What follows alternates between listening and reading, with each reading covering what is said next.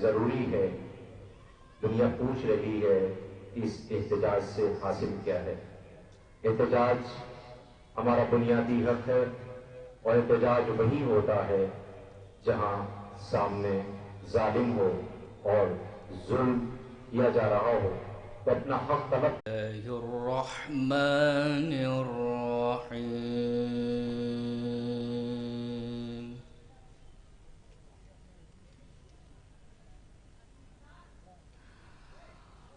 یا نساء النبی لستن كأحد من النساء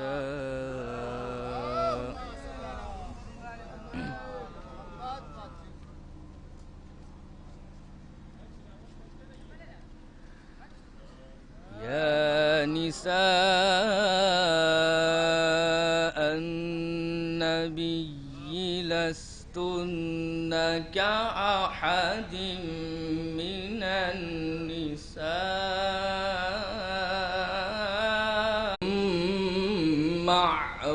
معروفا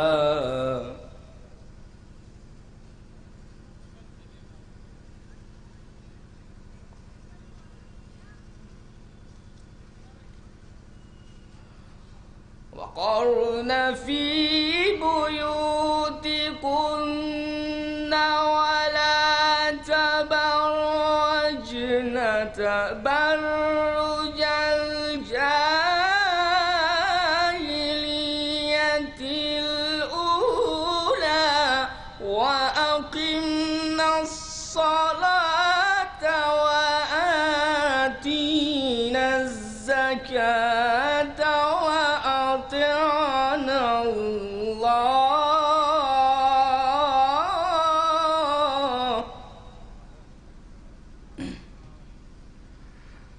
وأطعنا الله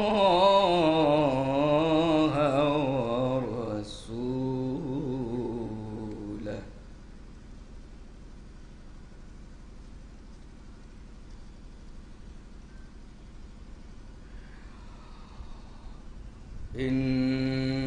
إنما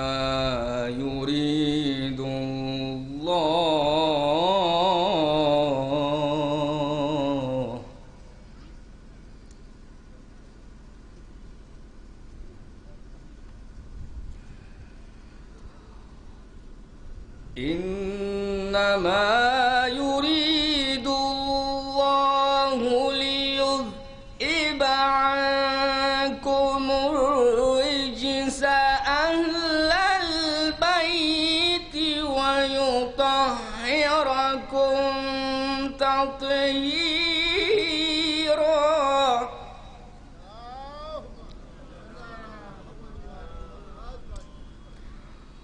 وقرن في بيوتكن ولا تبرجن تبرج الجاهلية الأولى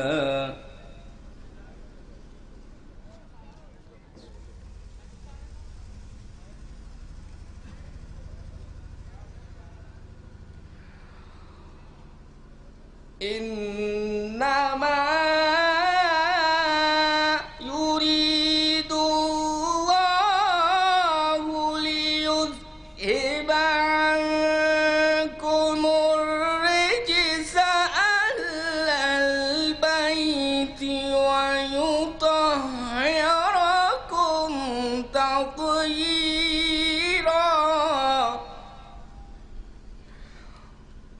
واذكرن ما يتلى في بيوتكن من آيات الله والحكمة إن الله كان لطيفا خبيرا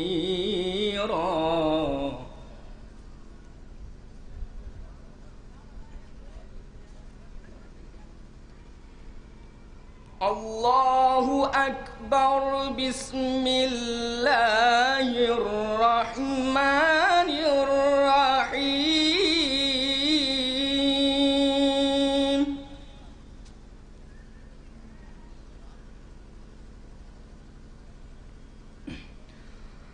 إنا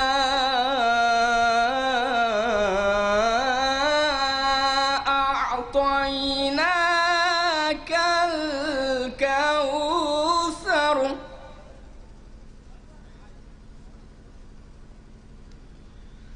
إنا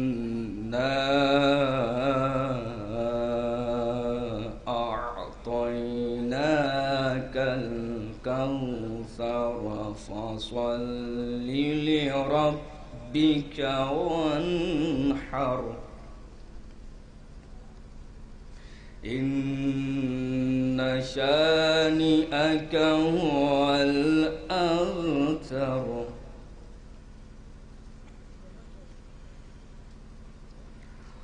إنا أعطيناك الكوثر فصل لربك وانحر إن شانئك هو الأبتر إن شانئك هو الأبتر صدق الله العلي العظيم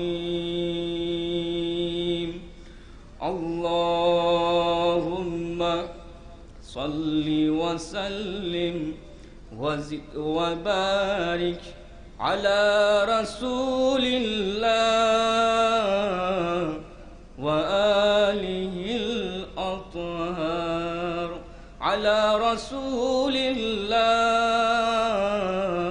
وآله الأطهار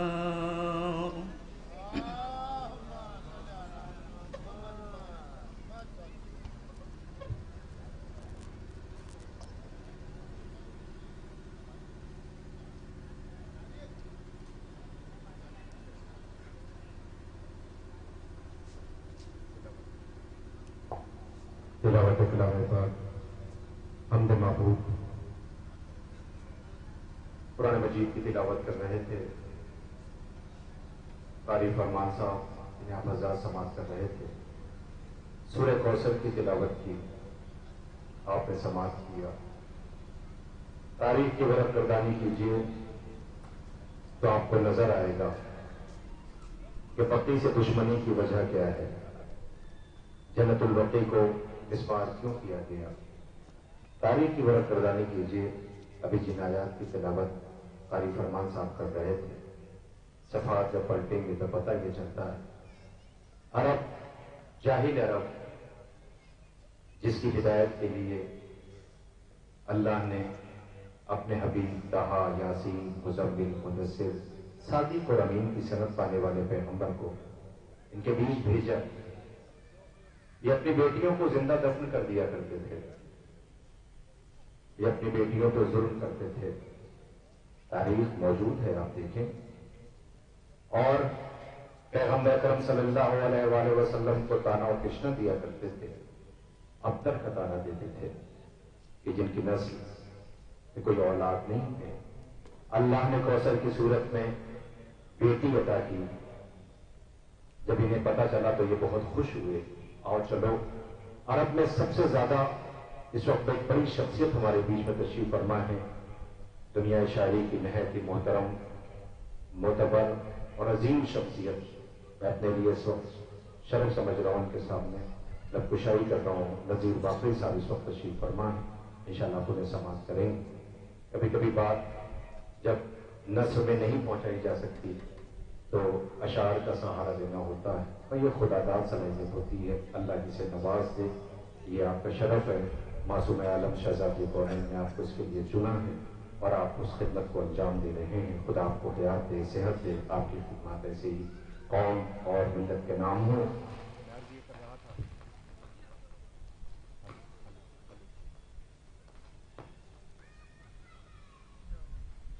نعرہ سلوات.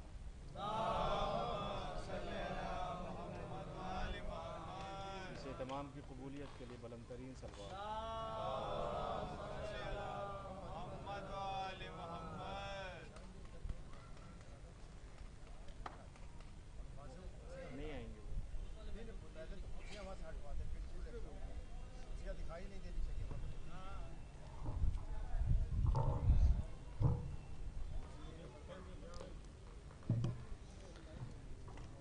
میں گزارش کر رہا ہوں جو حضرات ادھر ادھر بیٹھے ہوئے، بالخصوص اللہ نے جسے صحت دیا ہے اور اپنے پیروں پہ چل کے آئے، خالق انہیں صحت و سلامتی عطا کرے، اس ذکر کے صدقے میں ان سے گزارش کر رہا ہوں کہ اللہ کی اس نعمت کا شکر ادا کرتے ہوئے فرش پہ تشریف لے آئیں۔ یہ ہر ایک کو نصیب نہیں ہے، اس کی عظمت ہماری نظروں کے سامنے، جس کا ذکر ہم مسلسل سنا کرتے ہیں، اس یقین کے ساتھ کہ اس نحیف سی آواز کو وہ قبول فرمائیں گے اس گزارش کو، اور انشاءاللہ وہ فرش پہ تشریف لے آئیں گے۔ اس وقت فرش پہ بیٹھے ہوئے مومنین کی بھی خواہش ہے، زبان خلق و نقارِ خدا سمجھو، میں گزارش کر رہا ہوں کہ شاید یہ آواز ہے، آپ حضرات فرش پہ تشریف لے آتے تو بہت اچھا ہوتا ہے۔ ایک صلوات پڑھیں بر محمد و آل محمد۔ میں عرض یہ کر رہا تھا، بات رہ گئی، میں جلدی سے کہہ کر کے شعراء کرام سے گزارش کروں گا کہ وہ عرب میں جو سب سے زیادہ زخم تھا دیا جاتا تھا وہ لفظوں کے ہوتے تھے، تانا دیا جاتا تھا۔ سب جمع ہوئے، چلو آؤ پیغمبر کے گھر چلتے ہیں، اور سنا یہ ہے کہ محمد بیٹی کے باپ بن گئے ہیں، بیٹی کے باپ بن گئے ہیں۔ آج محمد نعوذ باللہ ان کی نظر میں یہ تھا کہ رنجیدہ ہوں گے، سر جھکائے ہوئے ہوں گے، بیٹی آئی ہے، بیٹی آئی ہے، جو عرب کا دستور تھا۔ اب جو پہنچے تو ان کی حیرت کا ٹھکانہ نہ تھا، انہوں نے دیکھا محمد اپنی بیٹی کو کلیجے سے لگا رہے ہیں، پیشانی چوم رہے ہیں، سر سجدے میں رکھ رہے ہیں، شکر کے سجدے بجا لا رہے ہیں۔ انہیں کیا پتا تھا یہ بیٹی اسلام کی آبرو ہے، رسالت کی آبرو ہے، امامت کی آبرو ہے، انسانیت کی آبرو ہے، دنیا کو سلیقہ حیات سکھانے والی ہے۔ جب بھی اسلام اور انسانیت پہ وقت پڑے گا یہی بیٹی کام آئے گی، اور جو نسل کا تانا دے رہے تھے نسل بھی اسی سے چلے گی، سب کی نسلیں غائب ہو جائیں گی، اس کا وارث پردہ غیب میں آخر تک موجود رہے گا، جس کا نام محمد ہوگا۔ ایک صلوات پڑھیں بر محمد و آل محمد۔ قبلہ تشریف لے آئے، آج کی مجلس کو خطاب فرمائیں گے خطیب اہل بیت، عمدۃ الذاکرین، حجت الاسلام، عالی جناب مولانا حسنین باقری صاحب قبلہ تشریف لا چکے ہیں، انشاءاللہ مجلس کو خطاب کریں گے۔ میں بس جلدی سے، چونکہ مومنین جو آ رہے ہیں، وقت نہیں لینا چاہتا آپ کا، آج تیسرا دن ہے، مسلسل بول رہا ہوں، اور میں گزارش کر رہا ہوں ہم بھی دیکھیں، حکیم کاظم بنارسی مرحوم کے مصرے یاد آ رہے ہیں کہ ہم بھی دیکھیں مادر شبیر و شبر کا جواب، ہم بھی دیکھیں مادر شبیر و شبر کا جواب، کوئی لائے تو ذرا اس نور پیکر کا جواب، کوئی لائے تو ذرا اس نور پیکر کا جواب، مادر عیسیٰ کی عظمت کا بھی قائل ہوں مگر مادر عیسیٰ نہیں بنت پیمبر کا جواب، مادر عیسیٰ نہیں بنت پیمبر کا جواب۔ آج کے سلسلے میں ایک بہترین اینکر جنہیں آپ مسلسل ٹیلی ویژن پہ دیکھتے ہیں، جناب حسن آصف صاحب اس وقت تشریف فرما ہیں، انہیں بھی بقی فاؤنڈیشن کے ذمہ داران نے ان سے گزارش کی ہے کہ وہ تشریف لے آئے، اور انشاءاللہ وہ بھی خطاب کریں گے۔ میں جلدی گزارش کروں گا تاکہ وقت نہ ہو اور ہمارے بیچ میں جو شخصیتیں موجود ہیں انہیں ہم سماعت کر سکیں۔ میں جناب رئیس قمر صاحب سے گزارش کر رہا ہوں کہ وہ تشریف لے آئیں اور بارگاہ اہل بیت طاہرہ علیہم السلام میں نذران عقیدت پیش کرے۔ میں ملتمس ہوں مومنین کرام کا جو دور دراز کھڑے ہوئے ہیں، بیٹھے ہوئے ہیں، ٹہل رہے ہیں، ان سے گزارش ہے یہ ہم سب کی ذمہ داری ہے کہ اس حصار میں آ جائیں جسے فرش عزا کہتے ہیں۔ میں گزارش کر رہا ہوں آپ مومنین فرش عزا پہ تشریف لے آئیں۔ آپ کے سامنے جناب رئیس قمر صاحب تشریف لا رہے ہیں، بلند ترین نعرہ صلوات سے استقبال کریں۔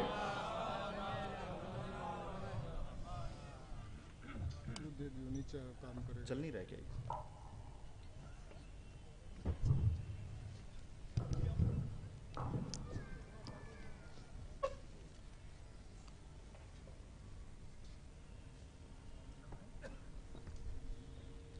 ایک درود ارشاد فرمائیں۔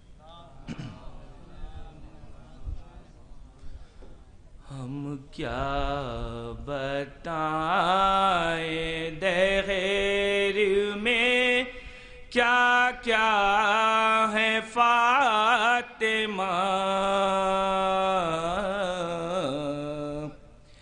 ہم کیا بتائیں دہر میں کیا کیا ہے فاطمہ، ہم بے کسوں کے دل کا سہارا ہے فاطمہ،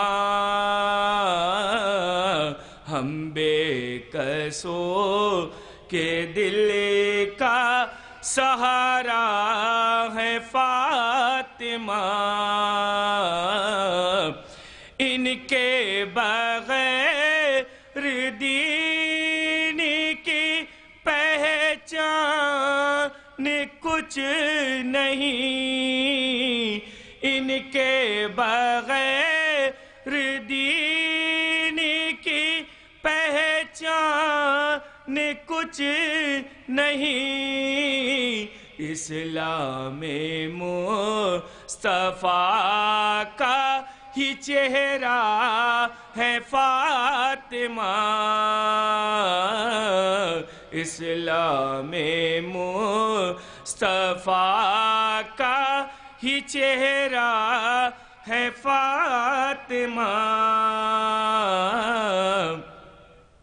لکھا زواد تم نے پڑھا دال اس لیے، لکھا زواد تم نے پڑھا دال اس لیے، قرآن کی آیتوں کا اجالا ہے فاطمہ، قرآن کی آیتوں کا اجالا ہے فاطمہ، جو چاہے انہی سے مانگ لو مل جائے گا تجھے، جو چاہے انہی سے مانگ لو مل جائے گا تجھے، مالک جینا کی مالک دنیا ہے فاطمہ، مالک جینا کی مالک دنیا ہے فاطمہ، بیٹی نبی کی اور ہے زوجہ امام کی، بیٹی نبی کی اور ہے زوجہ امام کی، اس واسطے بھی افضل و اعلیٰ ہے فاطمہ، اس واسطے بھی افضل و اعلیٰ ہے فاطمہ۔ ایک درود ارشاد فرمائیں۔ ہے کون جس نے عرش پر بھیجی ہے روٹیاں، ہے کون جس نے عرش پر بھیجی ہے روٹیاں، ایسی امیر دہر میں تنہا ہے فاطمہ، ایسی امیر دہر میں تنہا ہے فاطمہ، دونوں میں کسی کو پہلے پڑھا جائے دہر میں، دونوں میں کسی کو پہلے پڑھا جائے دہر میں، قرآن ہے رسول تو پارا ہے فاطمہ، قرآن ہے رسول تو پارا ہے فاطمہ۔ مقام الاعضاء پڑھ کے تو دیکھ تو بھی کتابیں तुझको पता चलेगा कि क्या क्या है फातिमा, तुझको पता चलेगा कि क्या क्या है फातिमा। हम क्या बताएं दहर में क्या क्या है फातिमा।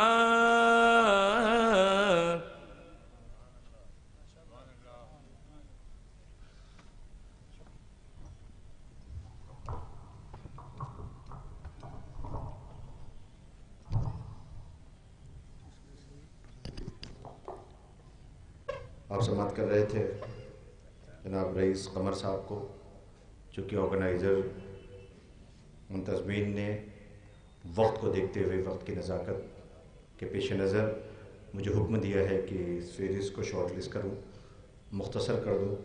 लिहाजा मैं गुजारिश कर रहा हूँ बड़े अदब के साथ एक बेहतरीन स्कॉलर, ओरेटर, एंकर जिन्हें आप मुख्तलिफ़ टेलीविज़न चैनल्स पर देखते हैं, बिलखुसूस विन चैनल पर आपके बहुत से प्रोग्राम्स जो अवेयरनेस के होते हैं और लोगों के अंदर अवेयरनेस पैदा करने के लिए मैं गुजारिश कर रहा हूँ जनाब हसन आसिफ साहब की खिदमत में कि वो तशरीफ़ ले आएँ।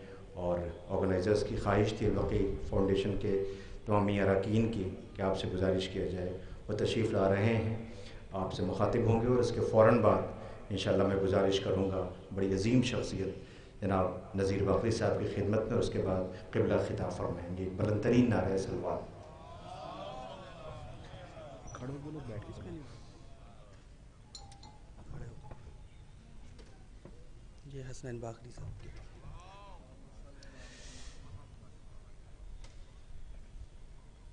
औज़ु बिल्लाहि मिनश शैतानिर्रजीम, बिस्मिल्लाहिर्रहमानिर्रहीम। शुरू करता हूँ अल्लाह के नाम से जो बड़ा मेहरबान, निहायत रहम वाला, इंसाफ के दिन का हाकिम है। और हम सब जितने लोग भी यहाँ पर जमा हैं, सबसे पहले तो हम सबको शुक्रगुज़ार होना है अल बकी ऑर्गेनाइजेशन का, जिनके ज़ेर नज़र ये प्रोग्राम का एहतमाम किया गया, और साथ ही में ज़ीशान भाई, और बिलखुसूस मैं शुक्रिया अदा करूँगा हसनैन बाकरी साहब का, क्योंकि अभी तक मैं चैनल पर क्वेश्चंस करता हूँ हसनैन बाकरी साहब से, लेकिन उनके सामने बोलने के लिए बहुत बड़ा दिल चाहिए। फ़िलहाल मैं प्रोग्राम की शुरुआत करूँगा क्योंकि जन्नतुल बकी के सिलसिले से मुझसे कहा गया कि मैं अपने यूथ के लिए, अपने जवानों के लिए, जो हमारे भाई हैं उनके लिए कुछ एक छोटा सा मैसेज दूँ, तो बस मैं इसीलिए आया हूँ। और प्रोग्राम की शुरुआत करने से पहले मैं अपने वालिद गिरामी के चंद अशार हैं आपके सामने पेश खिदमत हैं। निशाने सजदे हक़ हर कदम बना के चले, निशाने सजदे हक़ हर कदम बना के चले, वो रहनुमा थे जो शोलों पे मुस्कुरा के चले, वो रहनुमा थे जो शोलों पे मुस्कुरा के चले। ये और बात है हालात साजगार न थे, हर एक दौर में सिक्के मगर वफा के चले। एक सलवात भेजें। जैसा कि आपके सामने सूरह माइदा की आयत नंबर 86 का तर्जुमा मैं पेश करूँगा। और जिन लोगों ने कुफ्र अख्तियार किया और अल्लाह की, यानी अल्लाह कह रहा है हमारी आयतों को झुटलाया, यकीनन यही लोग जहन्नुमी हैं।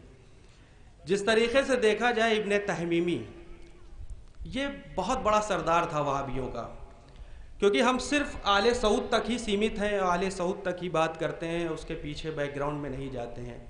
इब्ने वहाब भी एक बहुत बड़ा वहाबी था। तकरीबन 1220 में एक बार 1344 से पहले भी जन्नतुल बकी को मुनहदिम किया गया था। और जन्नतुल बकी में सिर्फ इकलौती शहज़ादी बीबी फ़ातिमतुज़ ज़हरा सलामुल्लाह अलैहा की कब्र मुताहर नहीं है, बल्कि वहाँ पर और भी असहाबा इकराम या सहाबा इकराम, जंग बद्र हो, जंग अहद हो, उसमें शहीद होने वाले काफ़ी अफराद हैं जो वहाँ पर मदफून हैं। लेकिन अब हम सबसे ज़्यादा जो ज़ोर देते हैं वो शहज़ादी फ़ातिमा ज़हरा सलामुल्लाह अलैहा पर।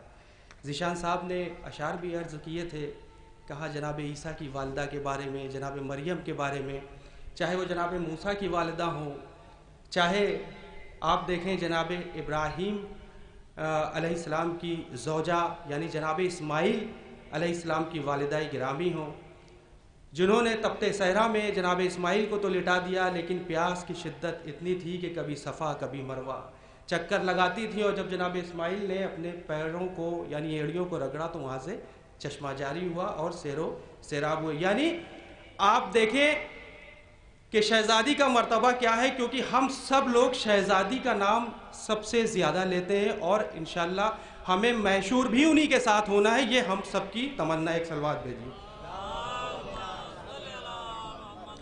جس طریقے سے شہزادی کریم، یا آپ یوں دیکھیں حدیث قدسی بھی ہے اور قرآن مجید میں بھی اللہ سبحانہ و تعالیٰ ارشاد فرماتا ہے کہ میں ایک چھپا ہوا خزانہ تھا، میں نے چاہا کہ مجھے پہچانا جائے۔ یعنی اپنی پہچان کے لیے اللہ نے 14 معصومین علیہ السلام کا ہی صرف جو ہمارے سامنے نام نہیں لیا ہے، بلکہ اور بھی نبی کریم تھے، اور بھی کچھ اصحاب تھے، کچھ صحابہ کرام تھے۔ یعنی یہ پورا ایک مجموعہ ہے جنہوں نے اللہ کو پہچنوایا۔ یعنی قرآن مجید ایک مجموعہ ہے، اس بات کا ثبوت ہے کہ وہی ایک ہے جس کی ہم سب عبادت کرتے ہیں، اور وہی لائق تعریف ہے، وہی یکتا ہے، اس کے سوا دوسرا کوئی معبود نہیں۔ اس چیز کو بتانے کے لیے ایک کے بعد ایک قربانیاں ہوتی رہیں۔ ایک کربلا 1400 سال پہلے ہوئی، آپ غور کریے، اور 1400 سال پہلے کربلا ہوئی، اس کے بعد جب جنت البقیع میں قبروں کو منہدم کیا گیا، ایک کربلا وہاں پر ہوئی۔ یعنی ایک شور و غل کے بیچ میں آل سعود ملعون نے، یا جتنی میرے خیال سے 7 اس وقت جو فہرست میں 7 کنگ ہیں، 7 نمبر پہ یہ جو بھی آخری کنگ ہے یہ ہے، اس کے پہلے جتنے بھی گزرے ان سبھی نے اس رسول یا ان رسول کی اکلوتی بیٹی بی بی فاطمہ زہرا سلام اللہ علیہا پر جو مظالم ڈھائے، وہ تاریخ اس بات کی گواہ ہے جو آج ہم پروٹیسٹ کی شکل میں، احتجاج کی شکل میں آپ کے سامنے آتے ہیں۔ اب سب سے پہلی چیز ہم کو آپ لوگ ایمان سے بتائیے، جب کہا جاتا ہے کہ الاجل یا امام، آج بھی میں وہاں بھی موجود تھا دھرنے پہ، کیونکہ دیکھیے بہت بڑی چیز ہوتی ہے کہ یہاں پہ بڑے بڑے حضرات آتے ہیں اور ماشاءاللہ تھوڑا سا تنزیہ ہو جاتا ہے، ممبر سے بیٹھ کے بڑی بڑی باتیں ہوتی ہیں کہ یہ نہ دیکھو کہ کون کہہ رہا ہے، یہ دیکھو کہ کیا کہہ رہا ہے۔ پھر یہ بات ان کو کہنے کا حق نہیں ہے جو لوگ جب احتجاج ہو معصومین علیہ السلام سے ریلیٹڈ، تو کسی بھی اسمبلی کا مولانا ہو اسے وہاں پہنچنے کا حق بنتا ہے۔ اسمبلی ورڈ میں نے یوز کیا، معذرت، لیکن یا تو پھر آپ یہ باتیں نہ کریے کہ یہ نہ دیکھو کہ کون کہہ رہا ہے، یہ دیکھو کہ کیا کہہ رہا ہے۔ آپ سوچیں کہ جب یہ احتجاج ہوتا ہے تو ہم سب کی ذمہ داری ہوتی ہے کہ ہم سب ایک پلیٹ فارم پہ آ جائیں۔ سب سے پہلے اللہ تو ہماری نیت کو دیکھ رہا ہے، ہماری نیت ثابت ہے نہیں، تقریباً 100 سال پورے ہونے والے ہیں، جس کا تس ویسے ہی سب کچھ بنا ہوا ہے۔ ہم نے تو ایک افسر ڈھونڈ لیا ہے، دل پہ ایک چوٹ ہے جو بیان کر رہا ہوں، ہم نے ایک افسر ڈھونڈ لیا ہے، استغفر اللہ کہنا نہیں چاہیے، کہ ہم کو ہر سال 3 مجلسیں رکھنا ہے، ہر سال وہاں پر احتجاج کرنا ہے، وہاں پر احتجاج، پوری دنیا میں احتجاج۔ جب تک ہمارے دل کی آگ نہیں نکلے گی، جب تک ہم دل سے نہیں آواز دیں گے لبیک یا حسین، لبیک یا مہندی، تب تک ہمارا احتجاج قابل قبول نہیں ہو سکتا۔ کرتے رہیے، چلاتے رہیے، ہم بھی ایسے ہی چلاتے رہیں گے، لیکن سب سے پہلی چیز یہ ہوتی ہے کہ ٹی وی چینل کے مادھیم سے یہ بات پہنچائی جا رہی ہے۔ ماشاءاللہ یہاں پر یوٹیوب چینلز بھی ہے، اور چینل ون کے لوگ بھی میرے خیال سے موجود ہوں گے، مختلف چینلز کے لوگ ہیں، لیکن میری ان سب سے یہی گزارش ہے کہ آپ سب لوگ اپنی ٹیگ لائن میں یہ ضرور ڈالا کیے کہ جس طریقے سے اس سال اس پروگرامز میں آپ لوگوں کی تعداد رہی، انشاءاللہ کوشش یہ کیجئے کہ اگلے سال سے دل کے ساتھ کثیر تعداد سے ضرور شامل ہو۔ صرف یہیں پر ہم کو اپنی ڈیوٹی نہیں نبھانا ہے، کیونکہ اس کا جواب ہمیں اوپر بھی دینا ہوگا۔ جب تک مولا مشکل کشا نے کیا بھائی، یہی تو کہا نہج البلاغہ میں، ہر انسان کے اندر ایک آگ ہے، وہ کس طرف اس آگ کا یوز کرتا ہے، بدی کی طرف کرتا ہے یا نیکی کی طرف کرتا ہے۔ تو یہ ہم سب کی ذمہ داری ہے کہ ہم سب اگر احتجاج میں شامل ہوتے ہیں کہ پرخلوص انداز سے، دل سے یہ نہ دیکھیں کہ ہم کس کے ساتھ جا رہے ہیں، ہم یہ دیکھیں کہ ہم کس کے پاس جا رہے ہیں۔ کیونکہ دھوپ میں کھڑے ہو کے ماتم کرنا اور چھائی میں کھڑے ہو کے بولنے میں بہت فرق ہوتا ہے۔ تھوڑی دیر کی دھوپ برداشت کر لوگے تو قسم خدا کی جنت کی بشارت تمہیں ایسے ہی مل جائے گی۔ ایک ہمارے باس ہیں، ان کا میں نام نہیں لوں گا، انہوں نے ایک بہت اچھی بات کہی تھی کہ کچھ حضرات ہیں، انہوں نے آلو کے ٹھیلے سے سستی جنت کر دی ہے، آلو کے ٹھیلے سے سستی جنت کر دی ہے۔ یعنی 2 آنسو آپ نے بہا لیے، چوتھے امام کی حدیث پڑھ لی کہ جس نے 1 آنسو بہایا گویا میری دادی نے اسے جنت کی بشارت دے دی۔ بھائی سب سے پہلی چیز تو یہ بتائیے کہ ہمارا عقیدہ کہاں گیا؟ آپ غور کریں کہ سورہ بقرہ کی آیت نمبر 218 کا ترجمہ ہے، میری اصلاح ضرور کریں اگر کہیں پہ میں غلط ہوں تو، بے شک جن لوگوں نے اللہ پر ایمان لائے جو لوگ اور اللہ کی راہ میں ہجرت کی، اللہ کی راہ میں جہاد کیا، بے شک انہی کے لیے رحمت الہی کی بہت ساری نعمتیں ہیں، اللہ رحمان اور رحیم ہے۔ تو اب آپ یہ بتائیے کہ ہم نے تو نہ میرے خیال سے زیادہ ہجرت کی، نہ ہم نے کوئی جہاد کیا۔ آپ غور کریں قرآن مجید مجموعہ ہے معصومین علیہ السلام کے، جتنے بھی اقوال آپ دیکھیں گے قرآن مجید کی جو آیات آپ دیکھیں گے سب میں ہر جگہ پر آپ کو ایمان والوں سے گفتگو کرتا ہوا اللہ کا کلام ملے گا۔ اب آپ دل سے بتائیے ٹٹول کے کہ ہمارے اندر کتنوں کے اندر ایمان زندہ ہے؟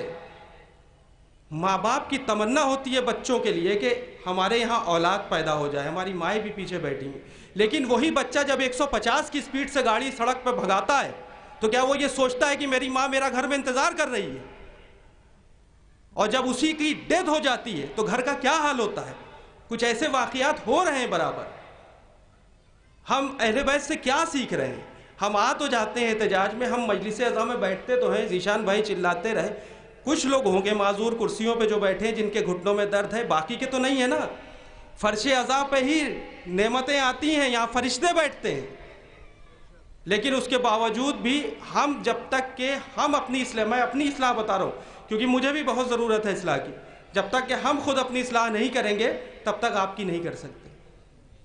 تو آپ سب سے بس یہی گزارش ہے کہ مجھ کو آپ نے جس طریقے سے تھوڑی دیر کے لیے جھیلا، اور بس شہزادی سے ریلیٹڈ ایک بات کہوں گا کہ سبت علیہ مصاحب اللہ النہار سبت علی الایام سرنا لیال یار۔ اے بابا اگر یہ شہزادی کہہ رہی بابا اگر یہ جو مصیبتیں پڑی ہیں اگر دن پر پڑتی تو رات میں بدل جاتی ہیں، اگر رات میں پڑتی دنوں میں تبدیل ہو جاتی۔ یعنی شہزادی یہ بتانا چاہتی ہیں کہ جو بابا میرے اوپر 18 سال کی زندگی میں جو مصیبتیں پڑیں کیا پیشین گوئی نہیں تھی؟ کیا جبریل امین نے کربلا کا راستہ کربلا لے جا کر رسول اللہ صلی اللہ علیہ وسلم کو نہیں دکھایا تھا کہ یہ وہی جگہ ہے جہاں پر مولا حسین شہید ہوں گے؟ کیا بی بی نہیں جانتی تھی؟ کیا بی بی نہیں جانتی تھی کہ امام حسن علیہ السلام کے جنازے پر تیر برسیں گے؟ کیا بی بی نہیں جانتی تھی کہ بابا کے پہلو میں جنازے کو دفن نہیں ہونے دیا جائے گا؟ آپ سوچیں، تو اس وجہ سے شہزادی نے یہ فکرے اپنائے۔ شہزادی نے اپنی پوری زندگی دین کے لیے، اسلام کے لیے نچھاور کر دی، اور وہی مولا حسین نے کیا، اپنا نانا کا دین اور امت کی اصلاح کے لیے آپ نکل پڑے۔ تو میرا آپ سب سے یہی گزارش ہے کہ آپ احتجاج میں آتے ہیں، پروردگار عالم آپ سب کو صحت کاملہ عطا کرے، اور جو لوگ بزرگ ہیں جو چل نہیں پاتے، جو بیمار ہیں، اللہ ان کو شفا کاملہ عطا کرے، اور ہم سب کو مولا علی ابن ابی طالب علیہ السلام کے ساتھ محشور کرے۔ بس بہت بہت شکریہ آپ لوگوں کا کہ آپ نے ہم کو تھوڑی دیر برداشت کیا۔ السلام علیکم۔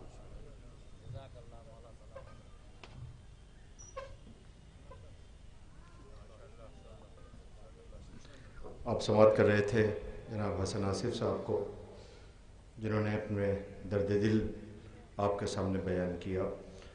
قبلہ تشریف فرما ہے، نذیر باقی صاحب تشریف فرما ہے، دور دراز ہمارے لائق احترام مومنین کرام موجود ہیں۔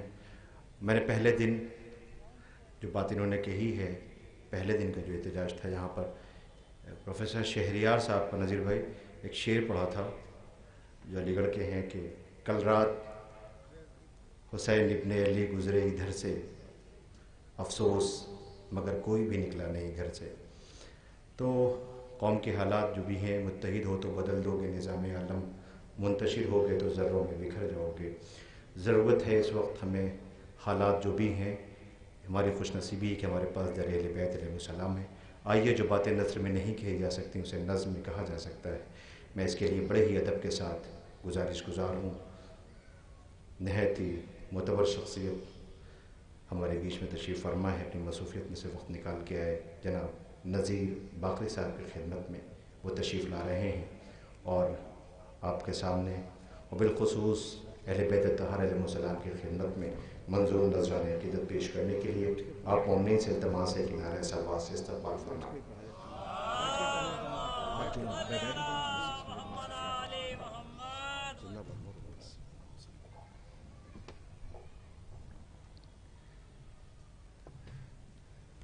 ہمارے آصف صاحب نے بہت عمدہ باتیں آپ تک پہنچائیں، اور بنیادی بات جہاں تک میں سمجھ پایا ہوں کہ جنت البقیع کے سلسلے سے اس کا سبب صرف اہل بیت علیہ السلام سے دشمنی ہے، اس کا سبب صرف اتنا ہے کہ امر بالمعروف اور نہی عن المنکر کو روکا جائے، اور یہی سبب کربلا کا تھا، یہی سبب انہدام جنت البقیع کا تھا، اور یہی سبب دوسری چیز ہے سورہ کوثر کی تلاوت بھی فرمائی۔ تو چونکہ سورہ کوثر اس بات کی دلیل ہے کہ سرکار دو عالم کی نسل کو چلنا ہے، اور اسی بات کی رد کا نتیجہ ہے شاید کہ جنت البقیع کو منہدم کیا گیا، اور اسی دشمنی کے تحت یہ سب کچھ کیا گیا۔ لیکن بس میں صرف اتنا جانتا ہوں، جہاں تک کہ انہوں نے مومنین کا بات کیا، تو مومنین چاہے کتنے ہی سیاستیں ہوں، کتنی ہی علماء کے مذاکرین مختبہ کے درمیان کچھ بھی ہو، لیکن ابھی تک الحمدللہ ہماری قوم اس بات پہ متفق ہے کہ حسین کے نام پہ کوئی اختلاف نہیں ہے، سب ایک جگہ اکٹھا ہو جاتے ہیں۔ اب ان کی کچھ مجبوریاں ہیں جن کی وجہ سے وہ نہ آ پائیں، یہ الگ موضوع ہے، یہ الگ بات ہے، ہم کسی کے عقیدے پہ کوئی تبصرہ نہیں کر سکتے۔ عقیدہ تو صرف عقیدے کا فیصلہ صرف معصومین ہی کر سکتے ہیں کہ کس کا کیا عقیدہ ہے۔ وقت کو ضائع کیے بغیر میں ایک سلوات پڑھیں تو میں نظر کرتا ہوں اپنی بات میں۔ شہزادی کے حوالے سے کچھ شعر پڑھتا ہوں، اس کے بعد پھر جنت البقیع کے حوالے سے پڑھتا ہوں، جو بھی پڑھتا ہوں عرض کرتا ہوں، ملاحظہ فرمائیے۔ مطلب عرض کرتا ہوں کہ نور مرکز، نور عصمت، نور کوثر فاطمہ، نور مرکز، نور عصمت، نور کوثر فاطمہ، آسمان جتنے بھی ہیں ان سب سے اوپر فاطمہ۔ صلوات پڑھیں محمد وآل محمد پہ۔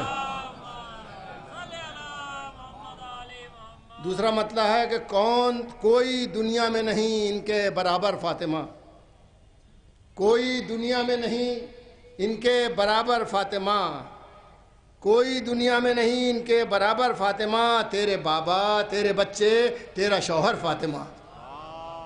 کوئی دنیا میں نہیں ان کے برابر فاطمہ، تیرے بابا، تیرے بچے، تیرا شوہر فاطمہ۔ بس ایک شعر آخری پڑھتا ہوں، بہت سے شعر ہیں، وقت کافی ہو چکا ہے، مناسب نہیں ہے کہ بہت زیادہ پڑھا جائے۔ اب بس یہ شعر پڑھتا ہوں میں، اس شعر کی وجہ سے میں نے باقی شعر کہے تھے۔ حضور یہ شعر ملاحظہ فرمائیے گا کہ زندگی بھر کا سفر اور ایک قدم باہر نہیں، زندگی بھر کا، یہ ایک میسج بھی ہے ہماری بہنوں کے لیے خاص طور سے، کہ زندگی بھر کا سفر اور ایک قدم باہر نہیں، گھر کے اندر فاطمہ، چادر کے اندر فاطمہ۔ زندگی بھر کا سفر اور ایک قدم باہر نہیں، زندگی بھر کا سفر اور ایک قدم باہر نہیں، گھر کے اندر فاطمہ، چادر کے اندر فاطمہ، گھر کے اندر فاطمہ، چادر کے اندر فاطمہ۔ عرض کرتا ہوں کہ اے خدا جن کے وسیلے سے ملی چھاؤں ہمیں، اے خدا جن کے وسیلے سے ملی چھاؤں ہمیں، کتنے برسوں سے لحد ان کی ہی بے سایہ ہے۔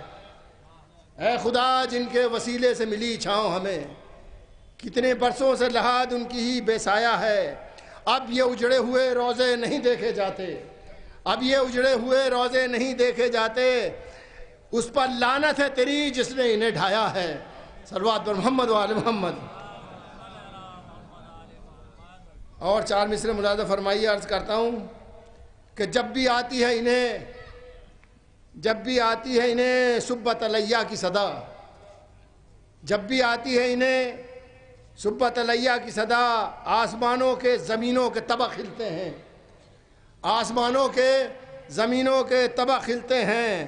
انا انزلنا پڑھیں ہاتھ کہاں پر رکھ کر، قبر زہرا کے نشان بھی تو نہیں ملتے ہیں۔ صلوات پڑھیں محمد والے۔ اور شعر پڑھتا ہوں بس، جنت البقیع کے حوالے سے کچھ شعر ہیں تھوڑے سے، وہ پڑھتا ہوں بس۔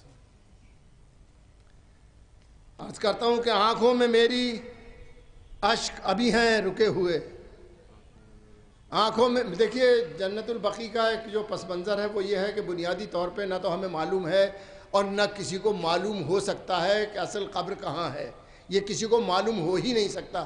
لیکن ہم جو کوشش کر رہے ہیں، ہمارے پوری دنیا کی جو کوششیں ہیں وہ صرف یہ ہے کہ جس جگہ وہ بنے ہوئے تھے نشانات، دوبارہ اس جگہ وہ نشانات بن جائیں. لیکن اصل قبر کا ہم کوئی اس کا ادراک کر ہی نہیں سکتے، نہ ہمیں معلوم ہے نہ کبھی ہمیں معلوم ہوگا. وہ کام صرف امام کے ذمے ہے، صرف امام کریں گے اس کام کو. اور ان کے تعجیل کے لیے بآواز بلند ایک صلوات عنایت فرمائیے.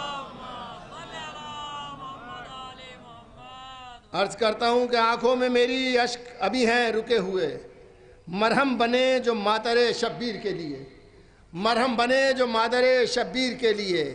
یہ سوچ کر ہماری طرف آنا اے اجل، زندہ ہیں ہم بقیع کی تعمیر کے لیے.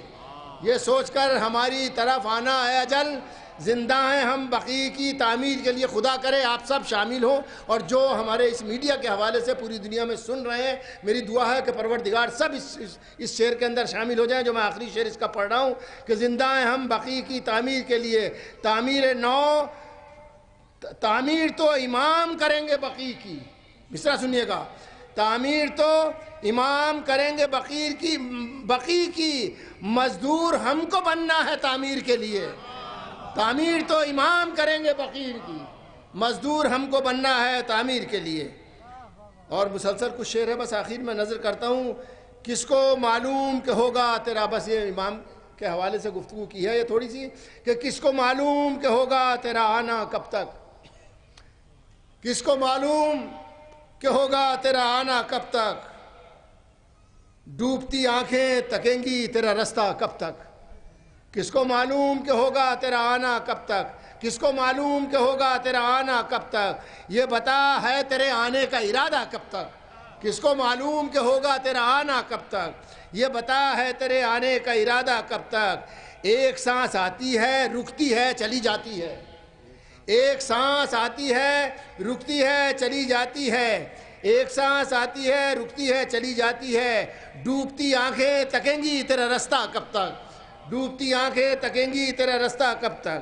ایک سانس آتی ہے رکتی ہے چلی جاتی ہے، ڈوبتی آنکھیں تکیں گی تیرا رستہ کب تک. عید مظلوموں کی ہو جائے جو دیکھیں اس کو، عید مظلوموں کی ہو جائے جو دیکھیں اس کو. ایک صلوات پڑھیں.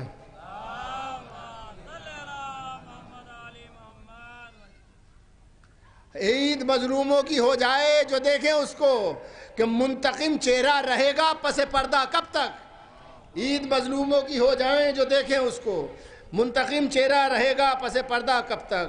آج پھر لگنے لگے ذکر علی پر پہرے، آج پھر لگنے لگے ذکر علی پر پہرے.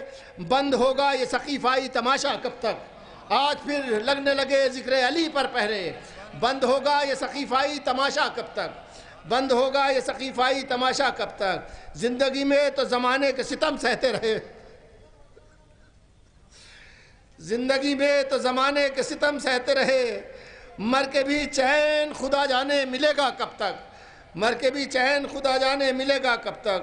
سلسلہ جاری ہے قبروں کے مٹانے کا ابھی، سلسلہ جاری ہے قبروں کے مٹانے کا ابھی. قبر میں تڑپے گا آخر کوئی مردہ کب تک، قبر میں تڑپے گا آخر کوئی مردہ کب تک. نور کے ٹکڑے جو ہیں زیر زمین مدت سے، نور کے ٹکڑے جو ہیں زیر زمین مدت سے.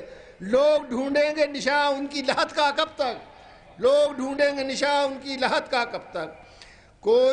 کون سویا ہے کہاں اس کا پتہ کیسے چلے، کون سویا ہے کہاں اس کا پتہ کیسے چلے. یہ بتانے کے لیے آئیں گے مولا کب تک، یہ بتانے کے لیے آئیں گے مولا کب تک. کون سویا ہے کہاں اس کا پتہ کیسے چلے، یہ بتانے کے لیے آئیں گے مولا کب تک. نور ان کا ہی بتائے گا نشانات بقیع، نور ان کا ہی بتائے گا نشانات بقیع. یہ خدا جانے کہ آئے گا وہ لمحہ کب تک، یہ خدا جانے کہ آئے گا وہ لمحہ کب تک.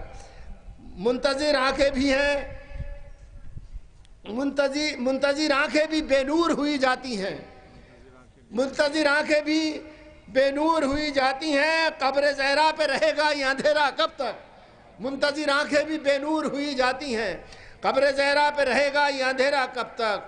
پوچھتے ہیں، بس مقطع عرض کرتا ہوں کہ پوچھتے ہیں چلو روضے پہ محمد کے نظیر، پوچھتے ہیں چلو روضے پہ محمد کے نظیر، ہوگا تعمیر نیا روضہ زہرا کب تک؟ پوچھتے ہیں یہ چلو روضہ احمد پہ نظیر، ہوگا تعمیر نیا روضہ زہرا کب تک؟ بہت شکریہ۔ ربنا تقبل منا انک انت السمیع العلیم۔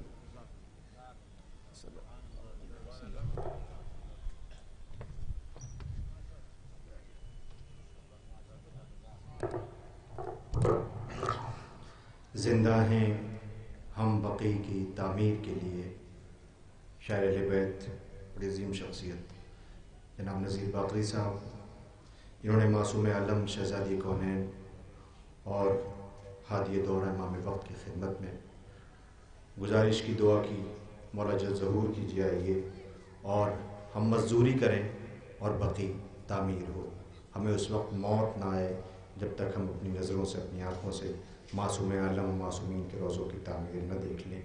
حسن آصف صاحب نے ایک بات کہی تھی کہ وہاں پہ معصومین کے روزے ہیں، لیکن ہم زیادہ جو ہے معصومہ کا ذکر کرتے ہیں، اور سچ ہے اللہ نے بھی تعارف انہی کے ذریعے معصومین کا کرایا تھا۔ بے شک حدیث کے ساتھ کو ہم پڑھتے ہیں کہ چادر کے اندر کون ہے، دکھاتا ہوں فاطمہ تو ابوہا بالوہا بنوہا، یہ ذکر ہے۔ میں اب گزارش کروں گا بڑی عظیم شخصیت سے کہ بہترین اسکالر، عالم دین، آپ کا خطاب قوم کے نام، لوگوں کے بیچ میں اصلاح اور فضائل و مناقب اہل بیت طاہرہ علیہ السلام بیان کرتے رہتے ہیں۔ ایک صلوات پڑھیں بر محمد و آل محمد۔ مصطفیٰ کیوں پے خاتون قیامت اٹھے، بات کچھ تھی جو شہنشاہ ولایت اٹھے، بات کچھ تھی جو شہنشاہ ولایت اٹھے، یہ شرف کس کو ملا کوئی بتائے تو صحیح، کس کی تعظیم کو سرکار رسالت اٹھے، یہ شرف کس کو ملا کوئی بتائے تو صحیح، کس کی تعظیم کو سرکار رسالت اٹھے۔ سلام ہو ہمارا اس معصومہ بی بی پر۔ آئیے آج اس احتجاج کا تیسرا دن، اور آج کی یہ مجلس، خدا کرے ہماری یہ مجلس آخری مجلس نہ ہو، آئندہ سال یہ احتجاج انشاءاللہ جشن میں بدل جائے کہ معصومہ کا روضہ تعمیر ہو گیا ہے۔ اس دعا کے ساتھ میں گزارش گزار ہوں، ہے سہرا گاہے بلبلے سدرا چمن میرا، دریائے معرفت کا ہے دھارا سخن میرا، مداح ہوں حسین علیہ السلام کا، قدرت نے موتیوں سے بھرا ہے دہن میرا۔ ہمارے بیچ میں عظیم شخصیت، عالم دین، عالی جناب حجت الاسلام مولانا حسنین باقری صاحب قبلہ آج کی اس مجلس کو خطاب کرنے جا رہے ہیں۔ آپ تمامی مومنین سے گزارش ہے ایسے تڑپ کر اور صدق دل سے، خلوص دل سے بارگاہ عظمت اہل بیت طاہرہ علیہ السلام میں ایسا درود پڑھیں کہ امام وقت کے حضور میں ہو۔ اور میں گزارش کر رہا ہوں علی جناب مولانا حسنین باقری صاحب قبلہ کی خدمت میں، وہ تشریف لا رہے ہیں، بلند ترین نعرہ صلوات۔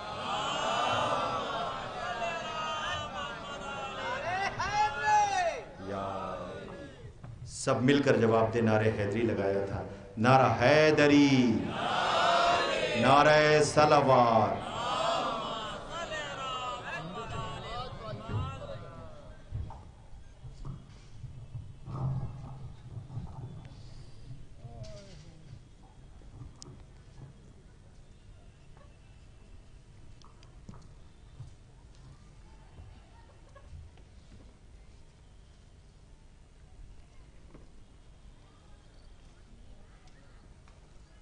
فاتحہ۔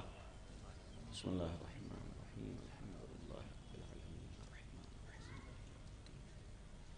ایاک نعبد و ایاک نستعین، اہدنا الصراط المستقیم، صراط الذین انعمت علیہم غیر المغضوب علیہم ولا الضالین۔ اعوذ باللہ السمیع العلیم من الشیطان الرجیم، بسم اللہ الرحمن الرحیم، الحمد للہ رب العالمین، والصلاة والسلام علی اشرف الانبیاء والمرسلین، خاتم النبیین رحمت للعالمین، ابی القاسم محمد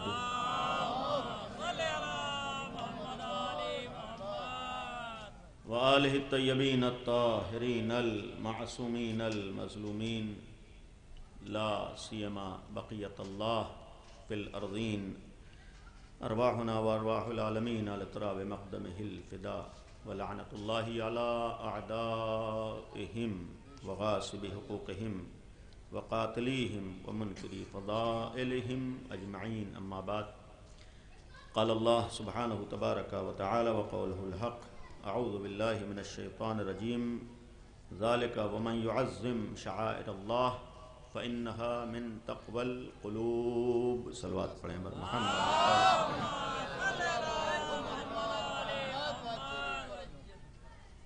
قرآن کریم کے سورہ مبارک حج کی آیہ کریمہ آپ کے سامنے تلاوت ہوئی، اور اب تک مسلسل آپ ابتداً 3 دن سے جنت البقیع کے حوالے سے، اور جو اصل معاملہ ہے جیسا کہ آپ کے سامنے اعلان بھی ہوا کہ یہ ایک احتجاجی پروگرام ہے. اولاً ہماری ہر مجلس احتجاج ہوتی ہے، اور یہ بھی ابتدا میں عرض کر دوں، بعض باتیں ہمارے حسن آصف صاحب نے بھی کہیں اور نذیر باقری صاحب نے بھی، لیکن ایک وضاحت کے ساتھ کہ ہم شیعوں کا مشن مقصد ہرگز کسی کی مخالفت نہیں ہوتا ہے. یقیناً نہ ہم کسی پر طنز کو جائز سمجھتے ہیں، نہ کسی کی دل آزاری کو صحیح سمجھتے ہیں، نہ کسی کو تکلیف پہنچانا ہمارے مذہب میں جائز ہے. شیعت کا مطلب ہی پوری انسانیت کو نجات کا راستہ دکھانا ہے.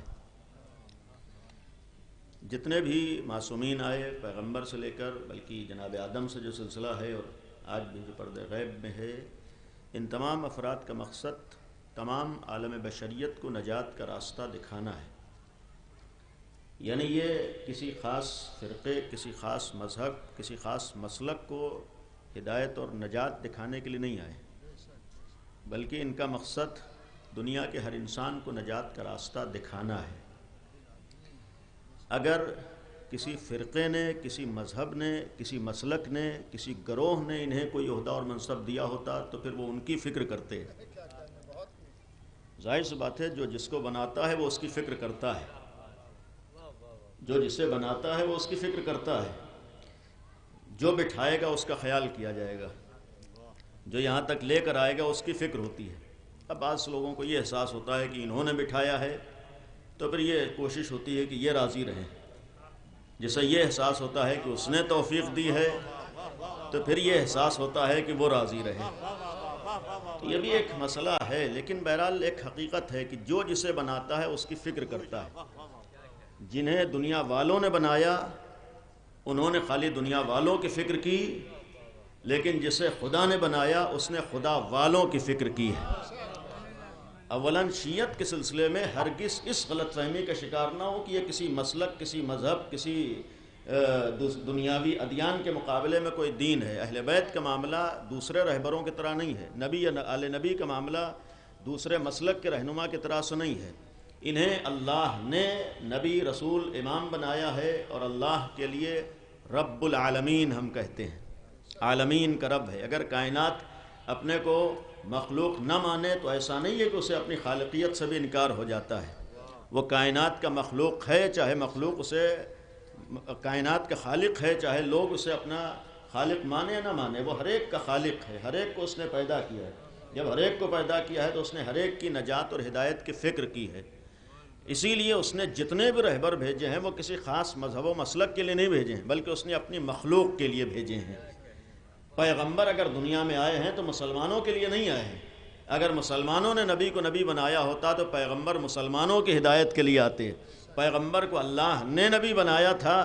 جس طرح وہ عالمین کے لا رب ہے، اسی طریقے سے اس نے اپنے نبی کو بھی عالمین کے لیے رحمت بنا کر بھیجا تھا. یعنی پیغمبر کا مشن دنیا کے ہر انسان کو ہدایت دکھانا، ہدایت کا راستہ دکھانا، دنیا کے ہر انسان کو نجات کا راستہ دکھانا. پیغمبر کے سلسلے میں یہ غلط فہمیاں ہوئی ہیں کہ وہ مسلمانوں کے نبی ہیں. مسلمانوں کے نبی نہیں ہیں، بلکہ کائنات کے رہنما کا نام حضرت محمد مصطفیٰ صلی اللہ علیہ وآلہ وسلم ہے. تو پہلی چیز ہے کہ خود پیغمبر تمام عالم بشریت کے رہبر ہیں. انہوں نے پوری انسانیت کی فکر کی ہے، اور اس کے بعد بھی جو ہمارے یہاں سلسلہ ہے، پہلی ذات گرامی مولا الموحدین امیر المؤمنین حضرت علی ابن ابی طالب علیہ السلام کا بھی معاملہ یہ ہے کہ کسی خاص مسلک کے رہبر و رہنما نہیں ہے، بلکہ تمام عالم بشریت کے رہنما ہیں۔ کہنے کا مقصد یہ ہے کہ ان کا مشن یہ تھا کہ دنیا کی ہر ذات ہدایت پا جائے، دنیا کی ہر ذات نجات پا جائے۔ نبی تو آئے ہی اس لیے تھے کہ دنیا کا کوئی بھی انسان جہنم میں نہ جانے پائے۔ امیر المومنین کی ولایت تو اسی لیے تھی، اسی لیے وہ حدیث ہے کہ اگر لوگ ولایت امیر المومنین پہ جمع ہو جاتے تو اللہ جہنم کو خلق نہ کرتا، یعنی گویا اللہ نے انہیں اس لیے بھیجا ہے کہ کوئی جہنم میں نہ جانے پائے، اس لیے انہیں بھیجا ہے کہ ہر ایک جنت میں چلا جائے، اس لیے بھیجا ہے کہ ہر ایک ہدایت پا جائے، اس لیے بھیجا ہے کہ ہر ایک انسان بن جائے، اس لیے بھیجا ہے کہ خالی زبان سے اپنے کو انسان نہ کہے بلکہ حقیقی معنی میں انسان بن جائے۔ ان کا مشن تمام عالم بشریت تھا۔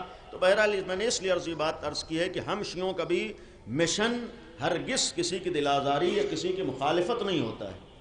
اگر ہمارے ہاں کوئی بات ہے تو صرف اس لیے ہے کہ ہمیں کیسے نجات ملے گی اور دنیا کا انسان کیسے نجات پائے گا، ہدایت ہمارے کیسے ہوگی اور دنیا کے افراد کی ہدایت کیسے ہوگی۔ آل محمد کا مشن یہی تھا کہ دنیا کے تمام لوگ ہدایت پا جائیں۔ آج ہم بھی انہی اہل بیت سے وابستہ ہیں۔ کربلا میں حسین ابن علی نے اپنی نجات کے لیے قربانی نہیں دی تھی بلکہ عالم بشریت کی نجات کے لیے قربانی دی تھی۔ حسین ابن علی تو نجات یافتہ تھے، پھر کربلا میں جا کر 72 قربانیاں کیوں دی ہیں؟ اسی لیے تو دی ہیں تاکہ حسین ابن علی کے ذریعے سے دنیا نجات کے راستے کو پہچان لے اور ہدایت کے راستے کو پہچان سکے، یعنی عالم بشریت کو ہدایت کا راستہ دکھانا، نجات کا راستہ دکھانا۔ اور پہلی چیز ہمارا مشن ہر ایک کی ہدایت کو، ہر ایک کو ہدایت کا پیغام دینا۔ اب ظاہر سی بات ہے کبھی کبھی ہدایت اور نجات کے لیے ممکن ہے کہ آپ کے سامنے وہ راستے بھی بتائے جائیں کہ اس راستے پر چلو تمہیں ہدایت ملے گی، اور ممکن ہے کہ کسی کی بھلائی، کسی کی ہدایت، کسی کی نجات کے لیے کچھ راستوں سے ہوشیار بھی کیا جائے کہ ان راستوں سے ہوشیار رہنا، اس لیے کہ اگر ان راستوں پہ چلو گے تو سوائے ضلالت و گمراہی کے کچھ نہیں ہوگا۔ تو اگر ایسے راستوں کی نشاندہی ہو یا کچھ ایسے نام آئے تو یہاں اختلاف تعصب یا مذہب یا مسلک کی بنیاد پر نہیں ہوتا ہے، صرف ہدایت کی بنیاد پر ہوتا ہے کہ آؤ اس راستے پر آؤ گے تو ہدایت ملے گی اور اس راستے پر جاؤ گے تو ضلالت و گمراہی تمہاری قسمت بن جائے گی۔ تو یہاں معاملہ بعض افراد کے نام آنے کا ہرگز یہ نہیں ہوتا ہے کہ ہمارا کسی سے اختلاف ہے لہذا ہم اسے کہتے ہیں۔ ایک بحث ہے خود جنت البقیع کا معاملہ، اور چونکہ یہ بھی احتجاجی ایک سلسلہ ہے، اس سلسلے میں بالخصوص نوجوانوں کے لیے ایک بات عرض کر دوں۔ ابھی وہابیت کا تذکرہ کیا، یہ یقین رکھیے کہ عالم اسلام کے میں ابتدائے اسلام سے آج تک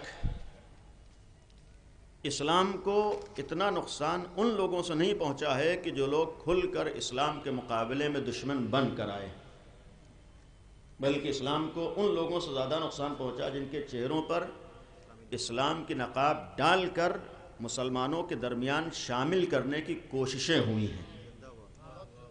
یعنی زیادہ اسلام کو نقصان ان لوگوں سے پہنچا ہے کہ جنہیں، یہ بھی ایک الفاظ پر توجہ دیجیے کہ جنہیں استعمار نے اسلام کی نقابیں ڈال کر مسلمانوں کے درمیان لانے کی کوششیں کی ہیں، اور یہ ابتدائی دور سے آج تک یہ سلسلہ چل رہا ہے۔ اسی کی ایک کڑی آج ہمارے درمیان وہابیت کی شکل میں ہے کہ اولاً ہمارا، میں نے اسی لیے کہا کہ کسی سے ذاتی اختلاف نہیں ہے، اصل ہمارا معاملہ خداوند عالم سے ہے، اصل معاملہ معبود و پروردگار سے ہے۔ اور یہ بھی صراحت اور وضاحت کے ساتھ عرض کروں کہ ہم شیعوں کا معاملہ یہ ہے کہ جو بھی اللہ والا ہے وہ ہمارا اپنا ہے، جو اللہ سے دور ہے ہمارا اس سے کوئی رابطہ نہیں۔ ہمارا نہ تو کسی سے اتحاد اپنی ذات کی بنیاد پر ہے، نہ اختلاف اپنی ذات کی بنیاد پر ہے۔ ہمارے اتحاد و اختلاف کا محور و مرکز صرف ذات پروردگار ہے۔ جو بھی اللہ والا ہے وہ ہمارا اپنا ہے، جو بھی اللہ والا نہیں ہے وہ کوئی بھی ہو اس کا ہم سے کوئی رابطہ نہیں۔ اور اسی لیے ایسے افراد کی اگر مخالفت ہو یا ایسے افراد کا نام آئے، یہ معاملہ نہیں ہے کہ ہمارا مسلک یہ ہے ان کا مسلک یہ ہے، ہمارا دین یہ ہے ان کا دین یہ نہیں۔ اصل معاملہ یہ ہے کہ خداوند عالم کو ہم نے مان لیا ہے تو جو بھی اللہ والا ہے وہ ہمارا اپنا ہے، اور جو اللہ سے دور ہے، لہذا جو الہی مشن کے مقابلے پر آئے، الہی دین کو مٹانے کی کوشش کرے، یہ یقیناً قابل مذمت ہے۔ ابتداً یہ جنت البقیع کا جو اصل میٹر ہے، معاملہ ہے، ابھی آپ نے سنا کہ وہاں پر روایات کے اعتبار سے اولاً یہ اسلامی تحریک کے بعد، اسلام کے پھیلنے کے بعد سب سے پہلا اسلامی قبرستان قرار پایا، یعنی مسلمانوں کا سب سے پہلا باقاعدہ اگر قبرستان ہے وہ جنت البقیع ہے، اور اس میں جیسا کہ مشہور ہے تقریباً 10,000 اصحاب دفن ہیں، یعنی جنت البقیع میں 10,000 اصحاب کے سلسلے ملتا ہے کہ دفن ہیں۔ آج بعض افراد صحابیت کی دہائی دیتے ہیں اور ہر موقع پر صحابیت کو ایک اپنے مذموم مقاصد کے لیے ذریعہ بناتے ہیں۔ اگر واقعاً صحابیت کی دہائی ہے تو کیا یہاں صحابیت کا معاملہ نہیں ہے؟ بھائی اگر مسئلہ صحابیت کا ہے، اصحاب کے احترام کا ہے، تو کیا یہ احترام نہیں ہے کہ ان کی قبریں کھود دی جائیں؟ تو تقریباً 10,000 اصحاب جنت البقیع میں دفن ہیں، اور یہ 10,000 کی تعداد کم نہیں ہے۔ اور اس کے علاوہ جو اہم شخصیات جنت البقیع میں دفن ہیں، آپ کے سامنے ایک تصویر ہے جس میں 4 نشان قبر بنے ہوئے ہیں۔ یہ اولاً یہ بھی پہلی دفعہ ایسا نہیں ہے کہ جنت البقیع کو تباہ کیا گیا۔ اولاً وہابیت کے ہاتھوں سب سے پہلے 1220 ہجری میں جنت البقیع کو تباہ کیا گیا تھا، اور پھر اس وقت جب شدت سے احتجاج ہوا تو اس کے بعد بہرحال ایک دوسری حکومت آئی جس سے ان کا خاتمہ ہوا تھا۔ دوبارہ جب ان کی حکومت آئی ہے 1343 ہجری، 1344 ہجری، یعنی آج ہے 1443 ہجری، تقریباً آج 99 سال آج مکمل ہو گئے، یعنی 99 سال مکمل ہو گئے آج جنت البقیع کو تباہ ہوئے۔ 1343 ہجری میں اسے مسمار کیا گیا، اور پھر اس وقت جب احتجاج اور اعتراض شروع ہوا تب اتنی اجازت ملی تھی کہ یہ نشان قبر باقی رہ جائیں۔ یعنی اس لیے میں نے عرض کیا ہے کہ بعض لوگ سوچتے ہیں کہ احتجاج کا فائدہ کیا ہے، یعنی آدمی یہ سوچتا ہے کہ ہم یہاں بیٹھے ہیں، اس احتجاج سے فائدہ کیا، فلاں جگہ پر کیوں جائیں، وہاں پر کیوں جائیں، اس احتجاج کا فائدہ کیا ہے؟ نہیں، ایک فائدہ یہ ہے کہ اگر امت مسلمہ خاموش رہتی تو پہلی چیز ہے کہ یہ آثار آپ کے سامنے یہ بھی نہ ہوتے، اس لیے کہ اصل منصوبہ یہ تھا کہ بالکل اس جگہ کو برابر کر دیا جائے، وہاں سے یا تو روڈ نکال دی جائے یا مکمل ایک صحن بنا دیا جائے کہ یہ پتہ بھی نہ چلے کہ کس جگہ پر کس کی قبر تھی۔ یہ ابتدا میں احتجاج کا ایک اثر تھا کہ یہاں تک باقی۔ اور دوسری چیز میں تمام امت مسلمہ کے لیے ذمہ داری سے ایک بات عرض کر رہا ہوں کہ اگر اس کے بعد سے آج تک احتجاج نہ ہوتا تو اب تک روضہ رسول کو بھی یہ مسمار کر چکے ہوتے۔ یعنی یقین رکھیے کہ اگر یہ احتجاج نہ ہوتا تو پھر جنت البقیع کے بعد دوسرا نمبر روضہ رسول کا تھا، روضہ رسول کو بھی یہ تباہ کر چکے ہوتے، اس لیے کہ ان کے نظریے کے مطابق دنیا میں کوئی بھی روضہ نہ ہونا چاہیے۔ ان کا اصل نظریہ یہ ہے کہ کوئی بھی روضہ نہ ہونا چاہیے، کوئی عمارت نہ ہونا چاہیے، کوئی بارگاہ نہ ہونا چاہیے، کوئی قبہ نہ ہونا چاہیے، قبر بالکل برابر ہونا چاہیے۔ یہ ایک ان کا اپنا نظریہ ہے، اور اسی نظریے کی بنیاد پر فوراً ہی شرک کے فتوے اور کفر کے فتوے بھی لگتے ہیں۔ البتہ المیہ تو اس بات کا ہے کہ آج اس شرک اور کفر کے فتوے لگانے والوں کو یہ بھی نہیں معلوم ہے کہ اختلاف فقہی اختلاف ہے یا عقیدتی اختلاف ہے۔ یعنی ان بندگان خدا کو تو یہ بھی نہیں پتا ہے کہ یہ اس وقت کا معاملہ فقہی معاملہ ہے، فرعی معاملہ ہے یا اصول دین کا معاملہ ہے۔ بھائی کفر اور شرک کی بات عقائد میں آتی ہے، اصول دین میں آتی ہے، یہاں تو معاملہ فقہی معاملہ ہے۔ ایک مذہب کا عقیدہ ہے 99 مسلمانوں کا 99% تمام اسلامی مذاہب کا عقیدہ یہ ہے کہ قبروں پر روضہ بن سکتا ہے، یعنی 99% مسلمانوں کا عقیدہ یہ ہے کہ قبروں پر روضے بن سکتے ہیں۔ یہ 1% وہابیت کا عقیدہ یہ ہے کہ نہیں، روضہ نہیں بن سکتا۔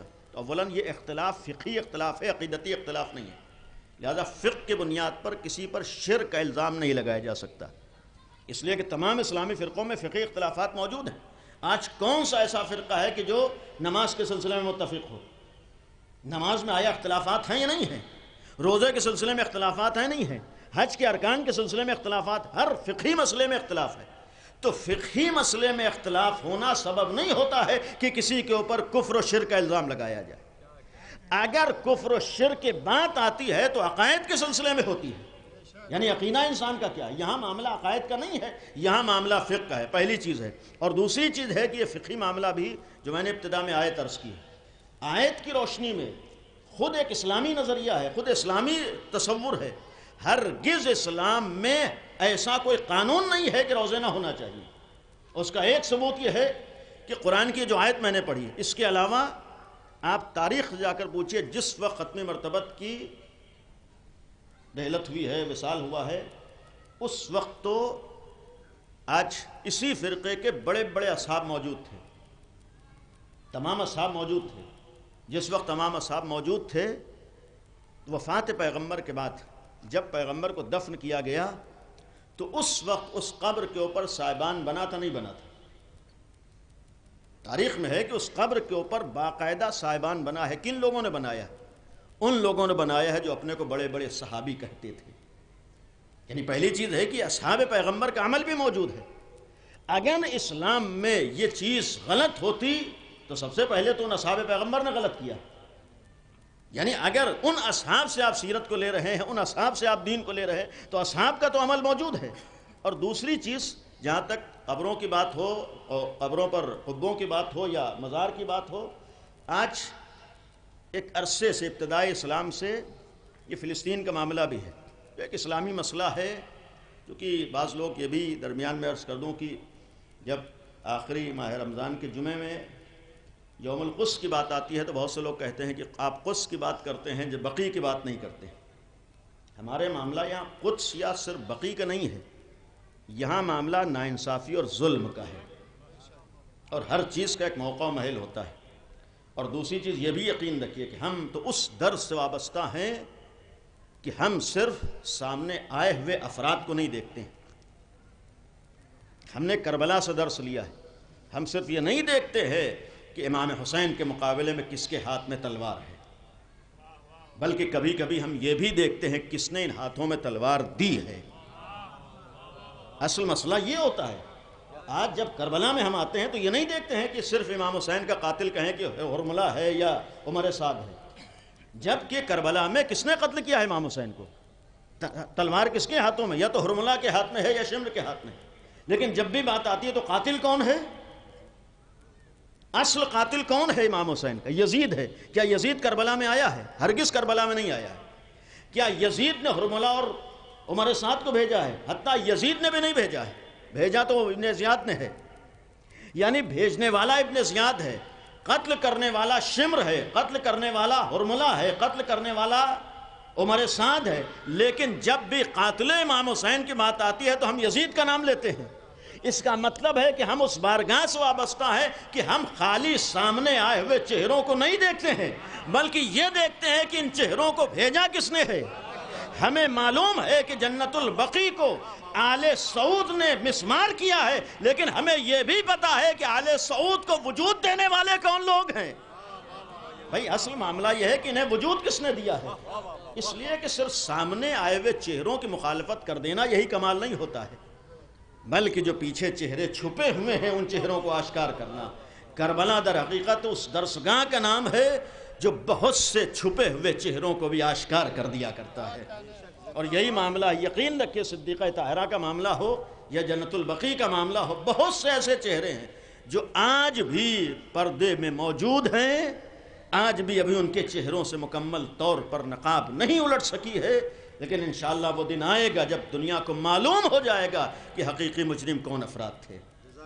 اس لیے کہ معاملہ یہاں پر، اور پھر یہ بھی یقین رکھیے، معاملہ جو آل سعود کا میں نے کہا اور وہابیت، یہ بھی ایک ابن تیمیہ کے نظریات تھے جنہیں آگے بڑھایا ہے محمد ابن عبد الوہاب نے۔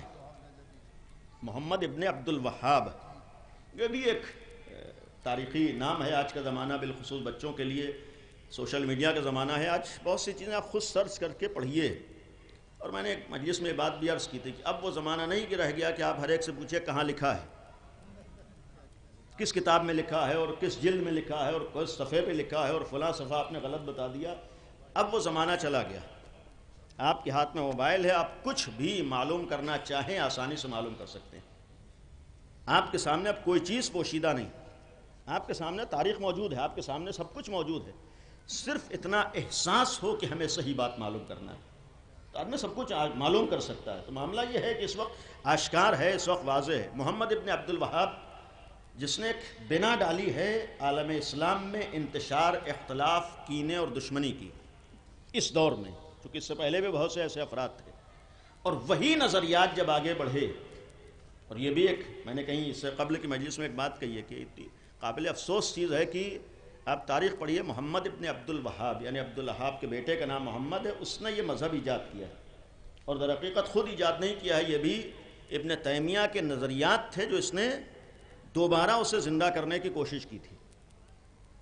اب اصل نام ہے محمد، یہ بھی ایک قابل غور ہے، مذہب جو مشہور ہے باپ کے نام سے۔ قابل تعجب ہوگا آپ کے لیے کہ باپ کے نام سے مذہب مشہور ہے، لیکن خود باپ اپنے بیٹے کے اس مذہب کا مخالف تھا۔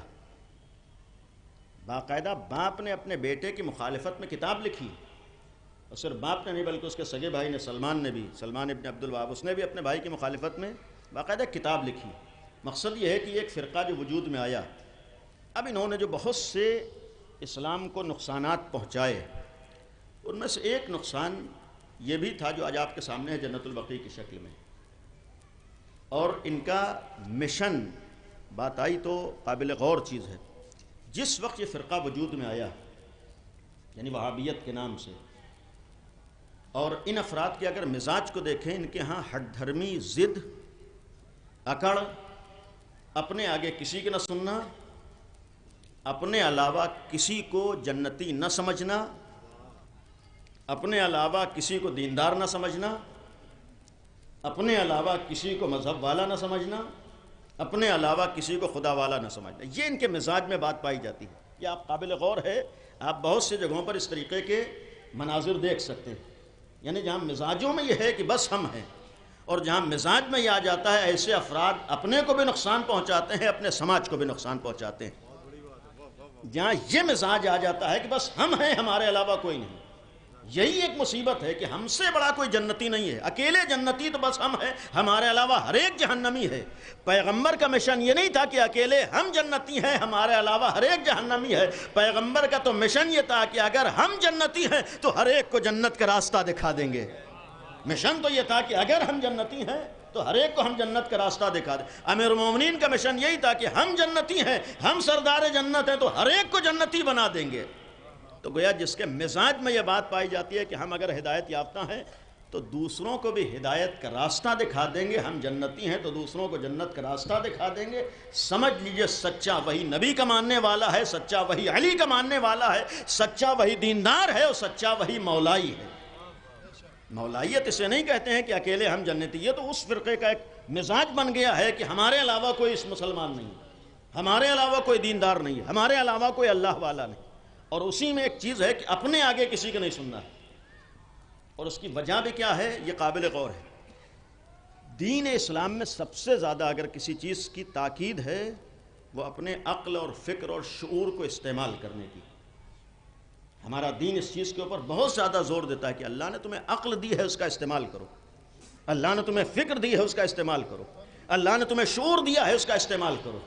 اور اگر آپ پوری انسانی تاریخ میں اٹھا کر دیکھیے، وہاں انسانیت کو نقصان پہنچا ہے کہ جہاں پر لوگوں نے عقل اور فکر اور شعور کو کام میں نہیں استعمال نہیں کیا ہے۔ اور تنہا نقصان ہی نہیں پہنچا ہے بلکہ پوری انسانی تاریخ گواہ ہے کہ غلط افراد اسی وقت اپنے غلط مشن میں کامیاب ہوئے ہیں جب لوگوں نے اپنی عقل اور فکر کا استعمال نہیں کیا، ورنہ یہ ناممکن ہے کہ یزید جیسے افراد کامیاب ہو جائیں، یہ ناممکن ہے کہ یزید کے آباء و اجداد جیسے بدترین افراد کامیاب ہو جائیں۔ آج اگر یقین رکھیے کہ انسانی تاریخ میں اگر کوئی غلط آدمی کسی بھی عنوان سے کامیاب ہوتا ہے یا سر پر چڑھتا ہے تو اسی وقت چڑھتا ہے جب سامنے والے اپنی عقل کا استعمال نہیں کرتے ہیں۔ انسان جب اپنے شعور کا استعمال نہیں کرتا ہے تب غلط لوگوں کو موقع ملتا ہے سر پہ چڑھنے کا، ورنہ اگر لوگ اپنے عقل اور فکر اور شعور کو استعمال میں لے آئیں تو کبھی بھی نقصان پہنچانے والوں کو اپنے مقصد میں کامیابی کا موقع فراہم نہیں ہوتا ہے۔ یعنی اگر کوئی غلط آدمی نقصان پہنچاتا ہے تو اس کو نقصان پہنچانے کا موقع یہی پبلک دیا کرتی ہے، اس وقت دیتی ہے جب عقل و شعور کا استعمال نہیں کرتا۔ اور اس کا ثبوت یہ ہے کہ کربلا میں امام حسین کے لیے، اس سے قبل کہیں عرض کیا، امام حسین کی اگر آپ اس جملے پر غور کیجئے کہ جس وقت کربلا کے لیے نکلے ہیں تو سرکار سید الشہداء نے جملہ کہتے ہوئے پہلا قدم بڑھایا ہے کہ انما خرجت لطلب الاصلاح فی امت جدی، میں اپنے نانا کی امت کی اصلاح کے لیے جا رہا ہوں۔ مسئلہ یزید سے ہے، اختلاف یزید سے ہے، بیعت یزید نے مانگی ہے، آج آپ کے مقابلے میں یزید کھڑا ہے، آج یزید اپنے کو حاکم اسلامی کہہ رہا ہے، آج یزید آپ سے بیعت کا مطالبہ کر رہا ہے، یزید آپ کے مقابلے میں جنگ کے لیے آ رہا ہے، لیکن امام حسین کیا فرما رہے ہیں؟ میں امت کی اصلاح کے لیے جا رہا ہوں۔ بھائی بگڑا ہوا یزید ہے اور آپ امت کی بات کر رہے ہیں، مقابلے پر یزید ہے اور آپ اصلاح کی بات امت کے لیے، پبلک کے لیے کر رہے ہیں، لیکن امام حسین کا جملہ یہی ہے کہ میں امت کی اصلاح کے لیے جا رہا ہوں۔ شاید امام حسین نے رہتی دنیا تک ایک پیغام دیا ہے کہ میں امت کی اصلاح کے لیے اس لیے جا رہا ہوں کہ اگر امت کی اصلاح ہوئی ہوتی تو آج یزید جیسے فاسق و فاجر حاکم اسلامی نہ بن رہے ہوتے، اگر یزید جیسے افراد برسر اقتدار آتے ہیں، حاکم اسلامی بنتے ہیں، تو یزید جیسوں کی غلطی کم ہوتی ہے، اس پبلک کی غلطی زیادہ ہوتی ہے جو اپنی ذمہ داریوں کو سمجھ نہیں پاتی ہے، جو اپنے شعور کا مظاہرہ نہیں کر پاتی ہے، جو خود نہیں سمجھ پاتی ہے۔ تو اصل مسئلہ یہ ہوتا ہے کہ خود انسان کے اندر کتنا شعور ہے۔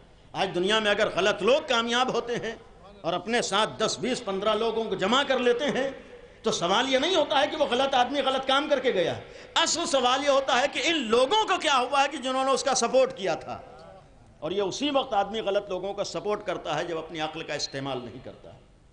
لہذا اگر اسلامی طریقہ، اسلامی تحریک دیکھیں اور اسلامی مزاج دیکھیں، اسلام میں قدم قدم پر یہی حکم ہے کہ تم اپنی عقل کا استعمال کرو۔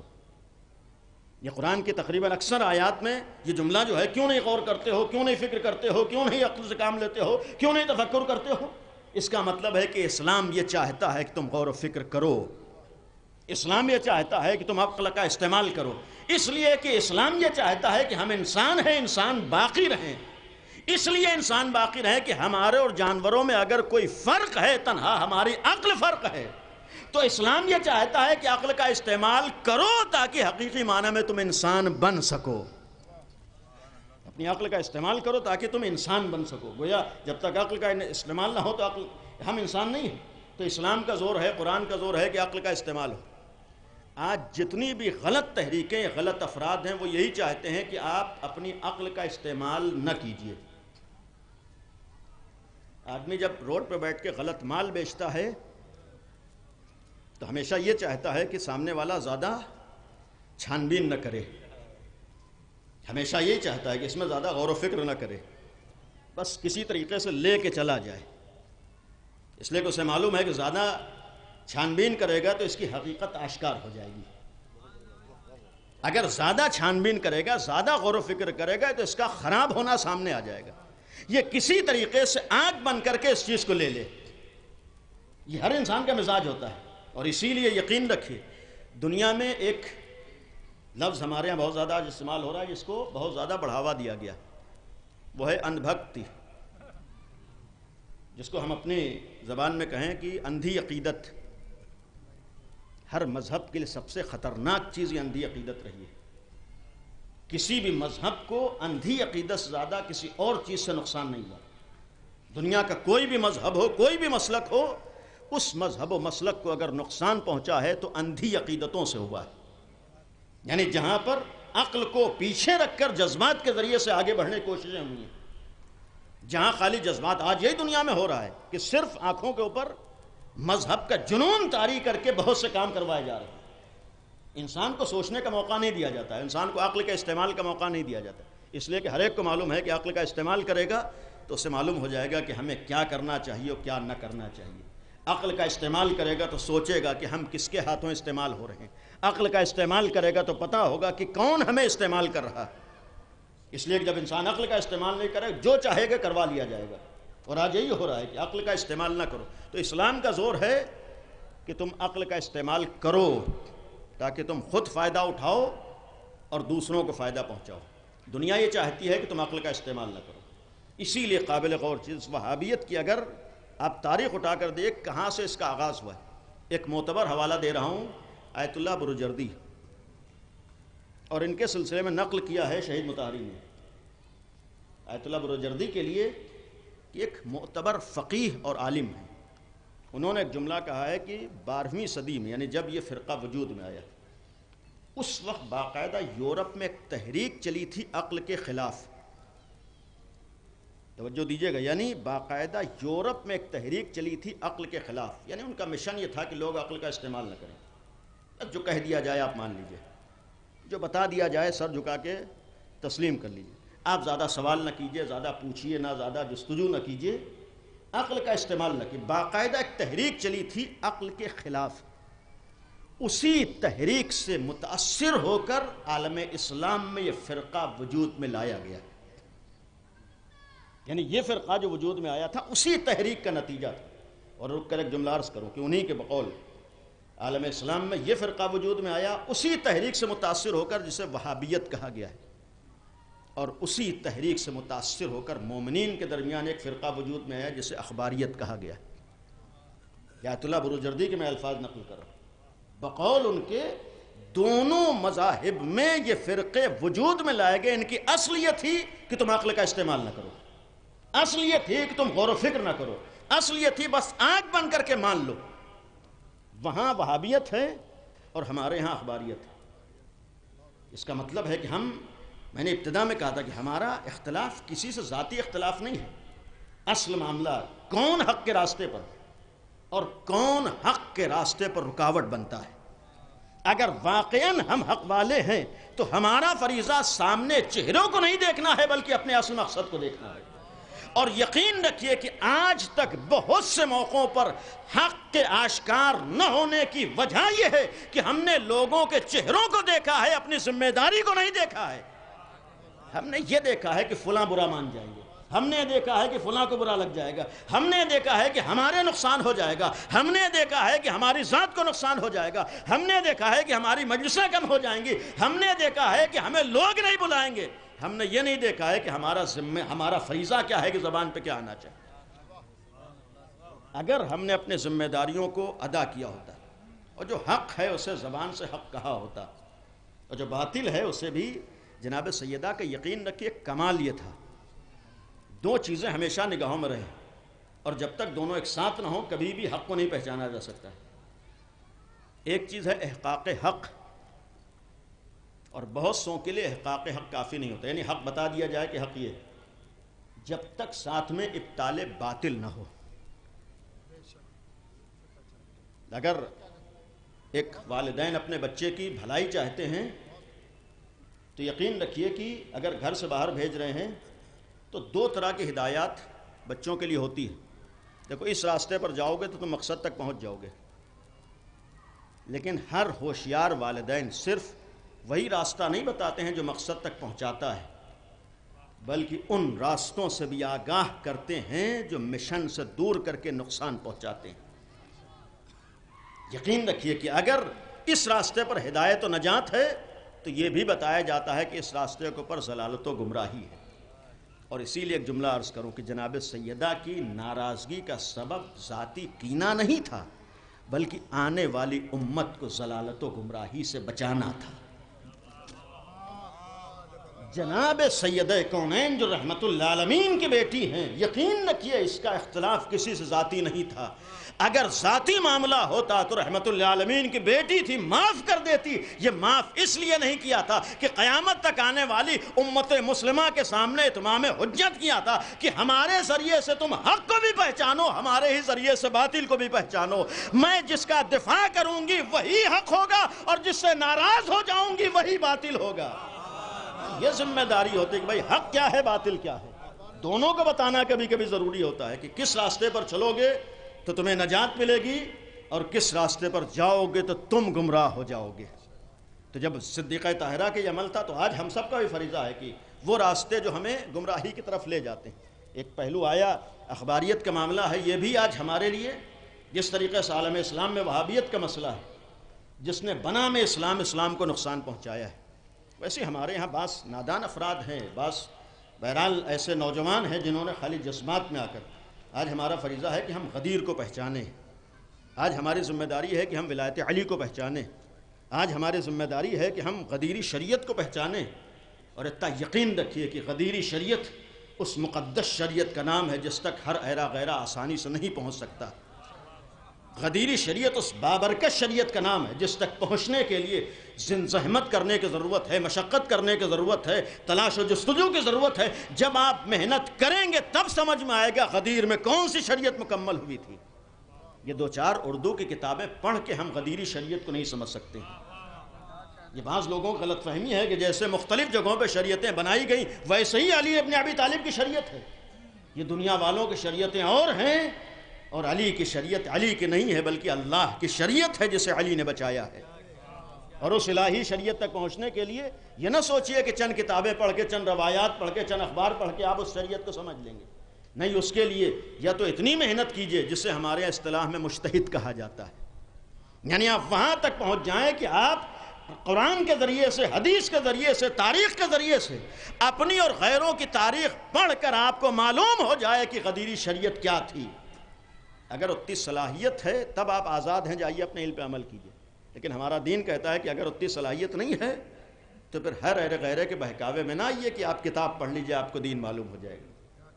نہیں، آپ کی ذمہ داری ہے کہ آپ ایسا راستہ تلاش کیجئے کون آپ کو غدیر سے وابستہ رکھے گا۔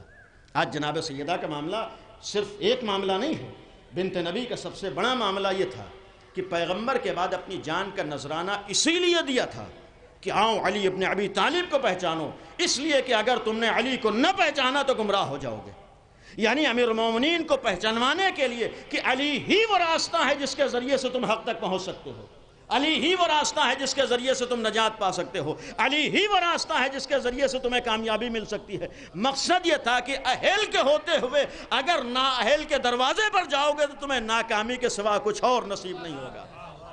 تو اگر بنت نبی نے پیغام دیا ہے کہ اہل کو پہچانو، تو آج بھی ہمارا فریضہ ہے کہ غیبت میں ہم اہل کو پہچانے، کون ہمیں غدیر تک لے جائے گا۔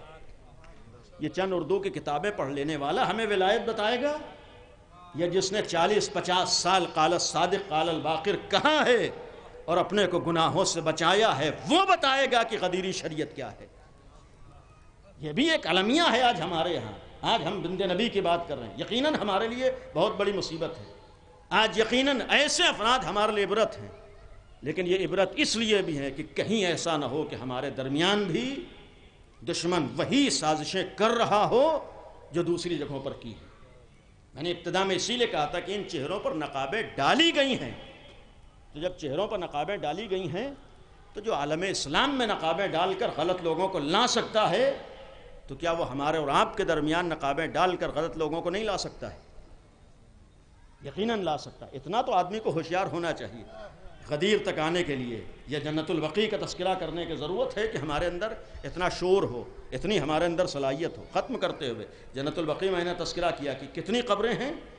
ایک روایت کے مطابق تقریباً 10,000 اصحاب کی قبریں ہیں، اور اس کے علاوہ امام حسن کی قبر ہے جو آپ سامنے منظر دیکھیں۔ ظاہراً زیادہ تر مشہور یہ کہ 4 قبریں جو ایک ساتھ ہیں 4 اماموں کی قبریں ہیں۔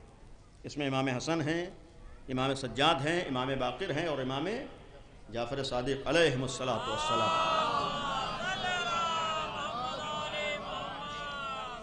یہ 4 اماموں کی قبریں مسلم ہیں۔ ایک بات ہے، میں بات میں عرض کروں گا کہ 4 اماموں کے علاوہ پیغمبر کے چچا جناب عباس ابن عبد المطلب، ان کی بھی قبر جنت البقیع میں ہے، مسلمات میں سے۔ جناب عقیل امیر المومنین کے بھائی، ان کی بھی قبر جنت البقیع میں ہے۔ جناب عبداللہ ابن جعفر، ان کی بھی قبر، جناب زینب کے شوہر، ان کی بھی قبر جنت البقیع میں ہے۔ جناب ام البنین یعنی جناب عباس کی مادر گرامی، ان کی بھی قبر جنت البقیع میں ہے۔ جناب صفیہ بنت عبد المطلب، یہ بھی جناب عبد المطلب کی بیٹی، ان کی قبر جناب عاتقہ بنت عبد المطلب یعنی پیغمبر کی پھوپھیاں، ان لوگوں کی قبریں بھی جنت البقیع میں۔ جناب حلیمہ سعدیہ، جناب ابراہیم ابن رسول اللہ، پیغمبر کے جو اپنے بیٹے تھے، کمسنی میں انتقال ہوا ہے، ان کی قبر بھی جنت البقیع میں ہے۔ اسی طریقے سے جناب عثمان ابن مظعون یعنی ایک پیغمبر کے جلیل القدر صحابی تھے، اور مشہور یہی ہے کہ سب سے پہلے جنت البقیع میں جو قبر بنی ہے وہ انہی عثمان ابن مظعون کی قبر ہے۔ یعنی سب سے پہلے دفن ہوئے، اس کے بعد دوسرے افراد اس جگہ پر دفن ہونا شروع ہوئے۔ اور بہرحال یہ بھی ہے کہ اس وقت عالم اسلام کے جو خلیفہ ثالث ہیں ان کی قبر بھی اب جنت البقیع میں شمار ہوتی، ورنہ اس وقت جب دفن ہوا ہے تو جنت البقیع کے باہر ایک اور قبرستان تھا۔ جو آپ تاریخ دیکھیے، بہرحال یہاں اگلا طنز کا نہیں ہے، کہ یہودیوں کا قبرستان تھا، اس میں دفن کیا گیا تھا، اور بعد میں ایک دیوار جو دونوں قبرستانوں کے درمیان تھی، اسے گرا کر اس حصے کو جنت البقیع میں شامل کیا گیا۔ تو یہ بھی شخصیتیں جنت البقیع میں ہیں۔ جناب اسماعیل بن امام صادق چھٹے امام کے بیٹے ہیں، جناب ابو سعید خدری، عبداللہ ابن مسعود۔ یہ ازواج پیغمبر میں بھی متعدد ازواج کی قبریں ہیں، مثلا زینب بنت خزیمہ، یہ پیغمبر کی بیوی یعنی ام المومنین۔ آج بعض لوگ ام المومنین کے دہائی دیتے ہیں، بھئی ام المومنین کا بھی یہ تو احترام ہے۔ زینب بنت خزیمہ ہے، ریحانہ بنت زید، ماریہ قبطیہ، زینب بنت جہش، ام حبیبہ، حفصہ بنت عمر، سودا بنت زماح، صفیہ بنت حی، جویرہ بنت حارث، ام سلمہ، یعنی یہ ازواج پیغمبر بھی جنت البقیع میں دفن ہیں۔ جناب رقیہ یعنی پیغمبر کی جو بیٹیاں کہی جاتی ہیں، یعنی جنہیں پیغمبر نے پالا تھا، وہ 3 بیٹیاں، وہ تینوں بیٹیاں بھی جو پیغمبر کی پالی ہوئی تھیں، پرورش کی ہوئی تھیں، وہ تینوں بھی جنت البقیع میں دفن ہیں۔ کہنے کا مقصد ہے کہ آج معاملہ خالی ہمارا اماموں کا معاملہ نہیں ہے، یہاں معاملہ خالی شیعوں کے اماموں کا نہیں ہے، یہاں معاملہ عالم اسلام کی عظیم الشان شخصیتوں کا۔ اور اس میں ایک بات اور عرض کرتے ہوئے ختم کر رہا ہوں۔ ایک ابھی آصف صاحب نے بیان بھی کیا کہ مشہور ہے جناب سیدہ کے لیے، البتہ ایک جملہ نوجوانوں کے لیے کہ دیکھیے ہمارے عقائد تاریخ سے طے نہیں ہوتے۔ تاریخ ہمارے عقائد کے لیے سہارا تو بن سکتی ہے، لیکن ہمارا عقیدہ تاریخ کی بنیاد پر نہیں ہے۔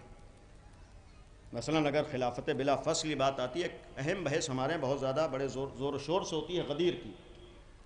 غدیر کا معاملہ تاریخی معاملہ ہے، آیا غدیر کا واقعہ ہوا یا نہیں ہوا، پیغمبر نے کیا فرمایا اور کیا کہا، یہ اپنی جگہ پر ہے۔ یعنی ہم نے تاریخ کے ذریعے سے ولایت کو نہیں مانا ہے۔ تاریخ کچھ بھی ہو، ہمارا عقیدہ مسلم ہے۔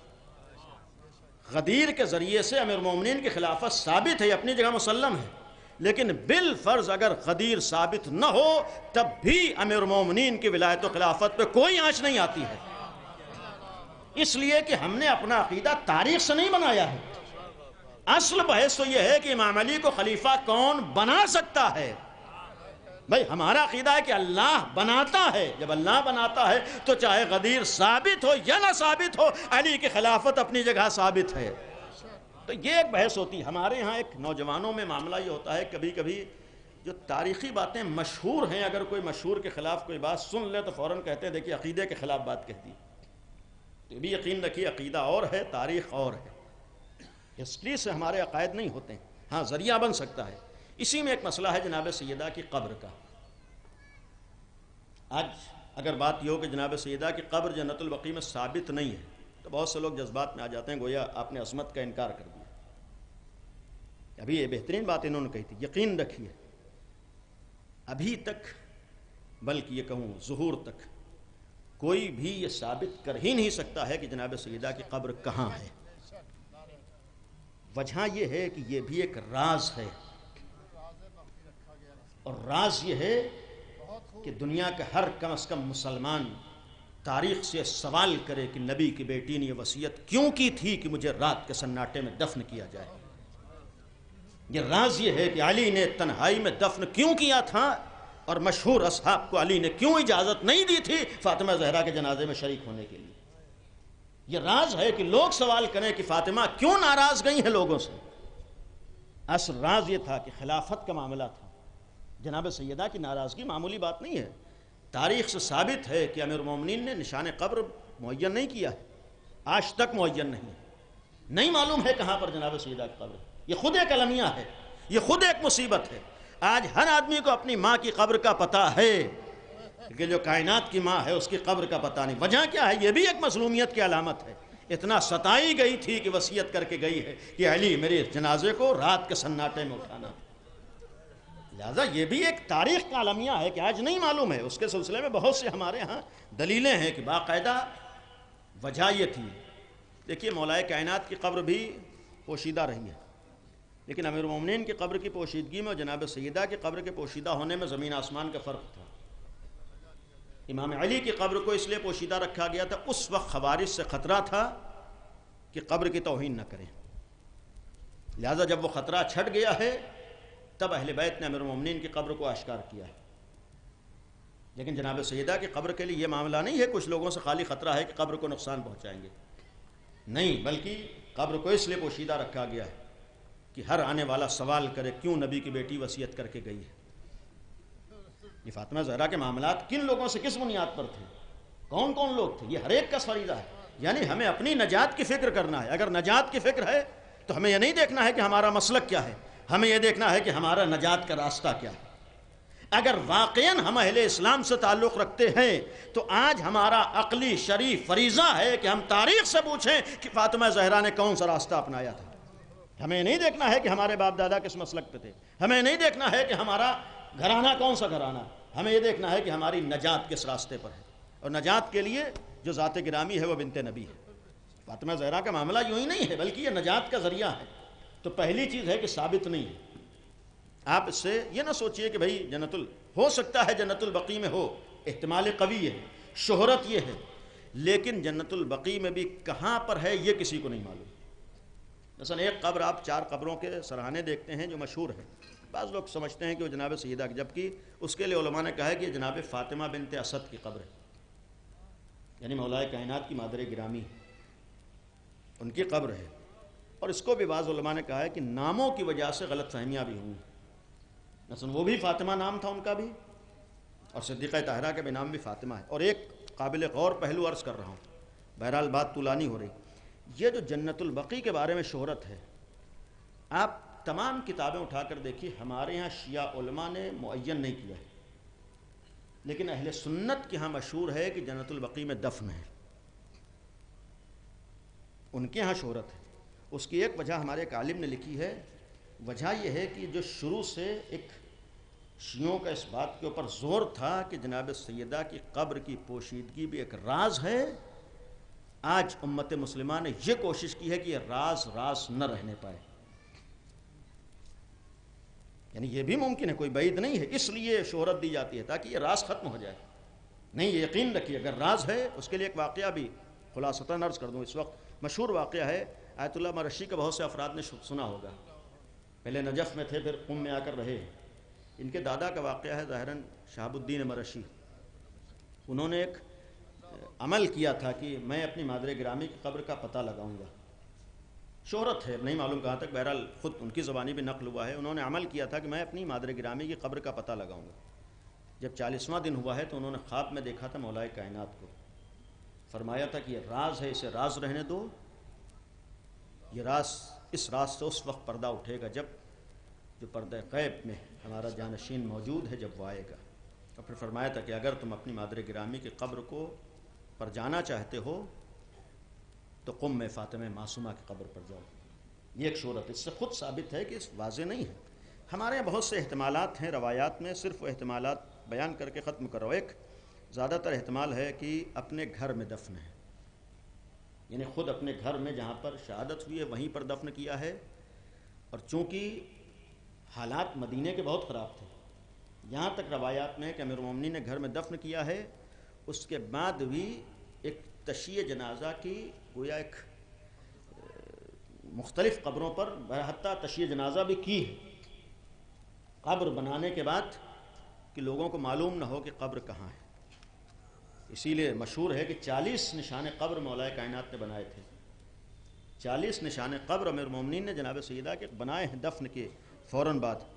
روایت گھر کے سلسلے میں ہمارے ایک روایت بھی ہے کہ چھٹے امام جعفر صادق علیہ الصلوۃ والسلام, روایت ہے قبرت فاطمہ سلام اللہ علیہ فی بیتہا, جناب سیدہ اپنے گھر میں دفن ہوئی ہیں. الذی ادخلہ عمر بن عبدالعزیز فی المسجد, یعنی گھر میں تھیں, بعد میں اسے مسجد میں عمر بن عبدالعزیز نے شامل کیا تھا. تاریخ مدینہ کا جملہ ہے امام سے, یا دوسری جگہ پر دفنت فی بیتہا, یہ بھی امام نے فرمایا, یا اسی طریقے سے اور دیگر روایت. لیکن شیخ صدوق کے جملات قابل غور ہیں. بس آخر میں یہ اختلفت الروایات فی موضع قبر فاطمہ, یعنی صدیقہ طاہرہ کی قبر کے سلسلے میں روایات مختلف ہیں. فمنہم من روا انہا دفنت فی البقیع, بعض لوگوں نے کہا ہے کہ بقیع میں دفن ہوئی ہیں. ومنہم من روا انہا دفنت بین القبر والمنبر, ایک روایت بھی مشہور ہے قبر اور منبر کے درمیان, یعنی مسجد نبوی میں جو منبر پیغمبر تھا اس کے درمیان قبر, اور پیغمبر کی قبر اور منبر کے درمیان دفن ہوئی ہیں. اور اسی سلسلے میں ایک مشہور روایت ہے کہ وان النبی انما قال, پیغمبر نے فرمایا ما بین قبری و منبری روضۃ من ریاض الجنہ, کہ میری قبر اور منبر کے درمیان جنت کے باغوں میں سے ایک باغ ہے. یہ مشہور روایت ہے, اس کی بنیاد پر کہا گیا ہے کہ وہ جناب سیدہ کی قبر کی جگہ ہے۔ اس کے بعد فرماتے ہیں کہ لأن قبرها بین القبر والمنبر، قبر اور ممبر کے درمیان، ومنہم یعنی ایک تیسرا چوتھا نظریہ، ومنہم من روا انہا دفنت فی بیتہا، اپنے گھر میں دفن ہوئی ہیں، فلما زادت بنو امیہ فی المسجد صارت فی المسجد، جب گھر کو تباہ کیا ہے تو وہ حصہ مسجد میں شامل ہو گیا، یعنی مسجد میں آیا ہے لیکن بعد میں، اصل گھر میں، کیونکہ بعد میں بھی توسیع ہوئی ہے اور وہ جگہیں گھٹی بڑھی ہیں، اس میں بھی مختلف جگہیں ہیں۔ لہذا مقصد یہ ہے کہ پیغمبر کی بیٹی کی قبر کا آج بھی نشان معلوم نہیں ہے، اور آج کا دن گزر گیا۔ جناب سیدہ مشن یہ تھا کہ دنیا کیسے نجات پائے گی۔ باپ کی زحمتیں نگاہوں میں تھیں، دیکھا تھا کہ باپ نے کن زحمتوں تک سے دنیا کے سامنے پیغام حق پہنچایا ہے، لہذا بیٹی چاہتی تھی کہ اس پیغام حق کو بچا لیں۔ لوگ کیسے نجات پائیں گے، امت کی نجات کی فکر کی ہے، اور اس کے لیے بابا کی قربانیوں کو دیکھتے ہوئے اگر قربانیوں کو میدان میں قدم رکھنا پڑا تو بیٹی نے ہر قربانی دے دی، لیکن اپنے بابا کی زحمتوں پر پانی نہیں پھرنے دیا۔ اور یقین رکھیے کہ یہ وفات پیغمبر کے بعد دو شخصیتوں کا سب سے پہلے ہمارے اوپر احسان ہے کہ آج ہم حق سے آشنا ہیں۔ پہلی ذات گرامی صدیقہ طاہرہ ہیں، اور دوسری ذات گرامی امیر المومنین ہے، اور یہ جناب سیدہ کا معاملہ یقیناً مولائے متقیان کا بہت بڑا امتحان تھا۔ جناب سیدہ کی شہادت، جناب سیدہ کے معاملات حتیٰ جنت البقیع تک کا معاملہ بہرحال ایک قابل مذمت عمل ہے جو آل سعود کے ہاتھوں وجود میں آیا۔ ہم دعا کرتے رہیں کہ انشاءاللہ جس طریقے سے ہم نے اس جنت البقیع کی تباہی کے منظر کو اپنے نگاہوں سے دیکھا ہے، یہ دعا کریں کہ انشاءاللہ اللہ ہم سب کو وہ منظر دکھائے کہ ہم لوگ وہاں پر روزوں کو بھی اپنی نگاہوں سے دیکھ سکیں۔ اور ختم کرتے ہوئے یہ جملہ عرض کروں گا کہ ہرگز ہم نجس ہاتھوں سے اس بات کا مطالبہ نہیں کرتے ہیں کہ وہ روزے بنائیں، بلکہ صرف اس بات کا مطالبہ ہے کہ وہ اجازت دیں۔ روزے بنانے کے لیے عاشقان رسول موجود ہیں، علی ابن ابی طالب کے چاہنے والے موجود ہیں، فاطمہ زہرا کے ماننے والے آج موجود ہیں، ان کے اندر اتنا دم ہے کہ آج وہاں پر روزہ اسی عظمت کے ساتھ تعمیر کر سکتے ہیں، بس معاملہ اجازت کا ہے، کیونکہ وہاں پر ایک نجس ہاتھوں میں اس جگہ کا اقتدار ہے۔ اب ظاہر تو اس لیے میں نے نجس کہا کہ جو حرمت رسول کا پاس و لحاظ نہ کرے۔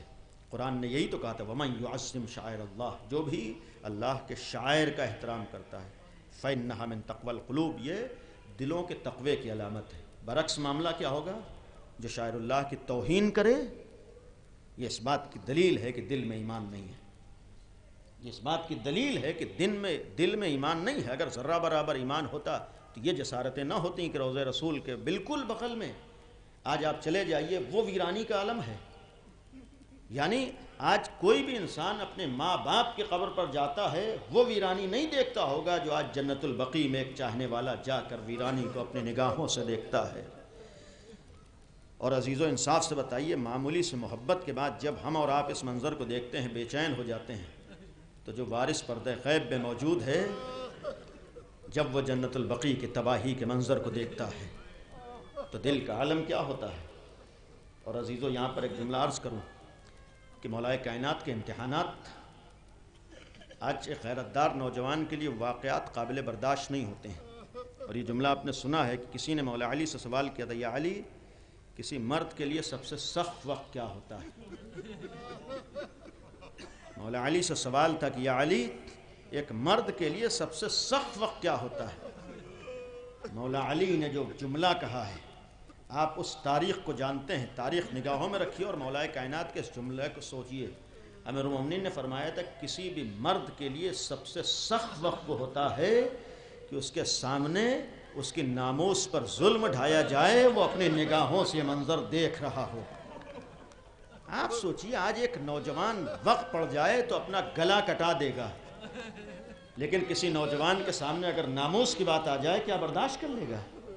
کسی نوجوان کے سامنے اگر ناموس کا معاملہ آئے تو کیا تحمل کر لے گا؟ ایک غیرت دار کی غیرت گوارا نہیں کر سکتی ہے. جب ایک عام غیرت دار کی غیرت گوارا نہیں کر سکتی ہے تو علی جیسا غیرت دار ہے. کیا کبھی اس پہلو پر غور کیا ہے کہ علی جیسا غیرت دار گھر میں موجود ہے اور شکم میں جناب محسن شہید ہو گئے؟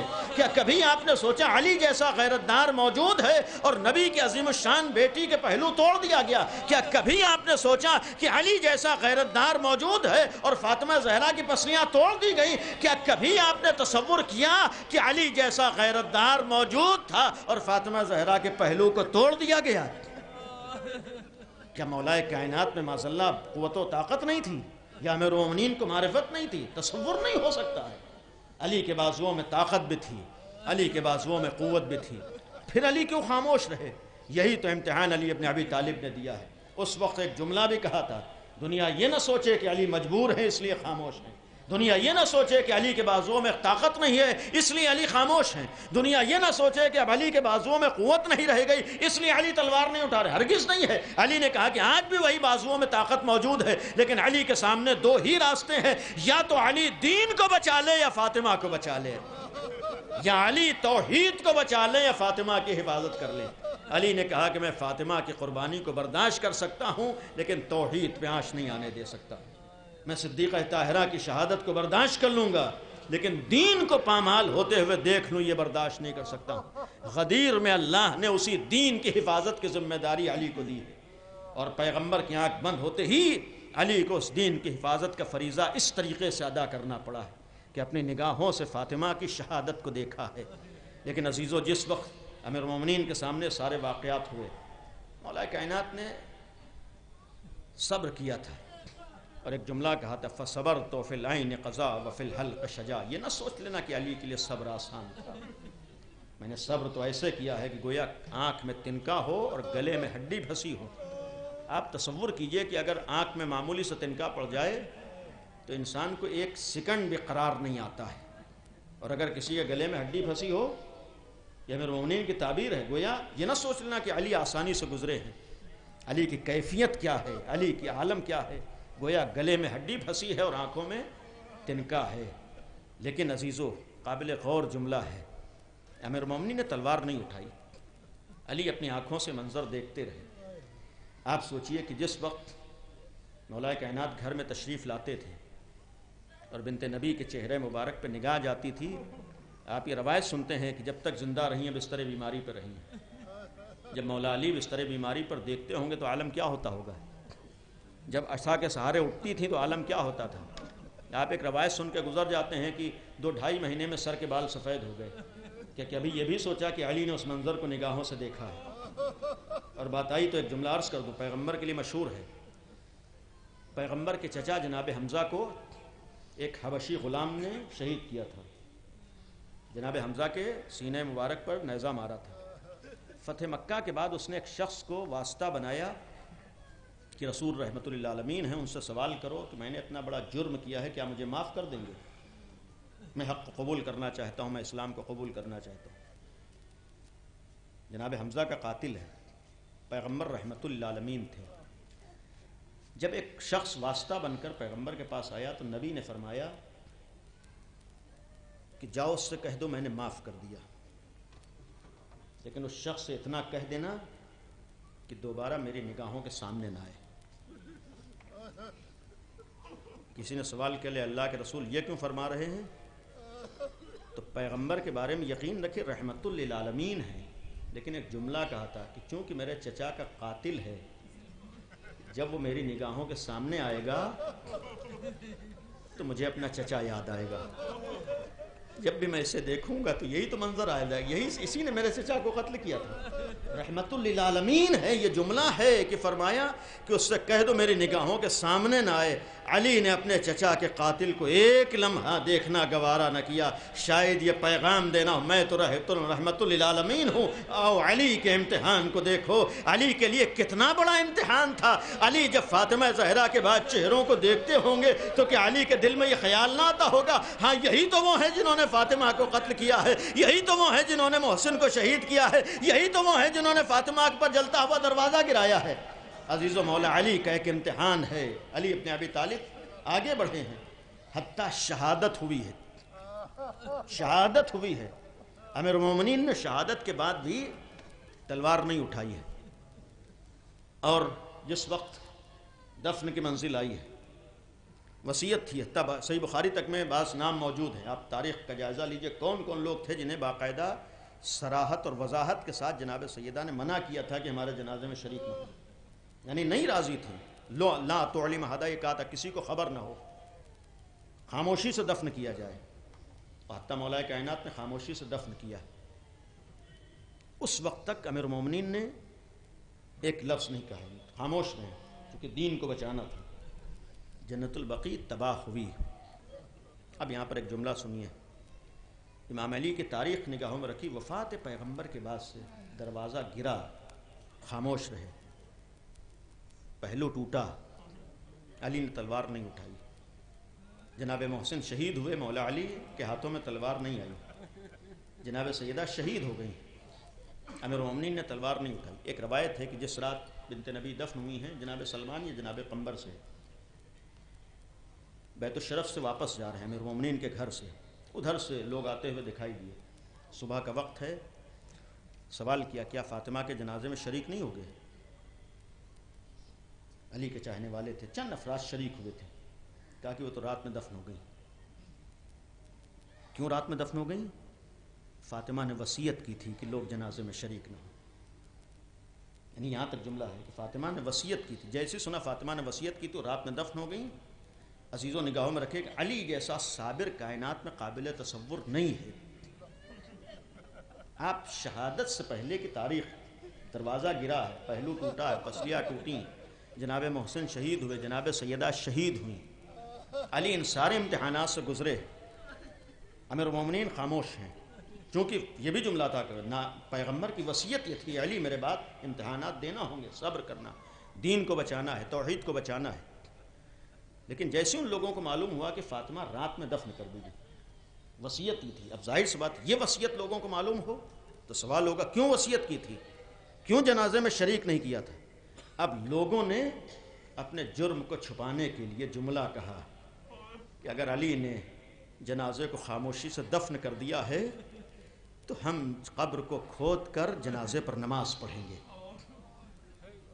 عزیزو، یہ جملہ تاریخ میں ہے کہ میں بہرحال مختلف نشان قبر بنائے تھے، یہ جملہ کہا ہے کہ ہم قبر کو کھود کر فاطمہ زہرا کے جنازے پر نماز پڑھ کے دفن کریں گے۔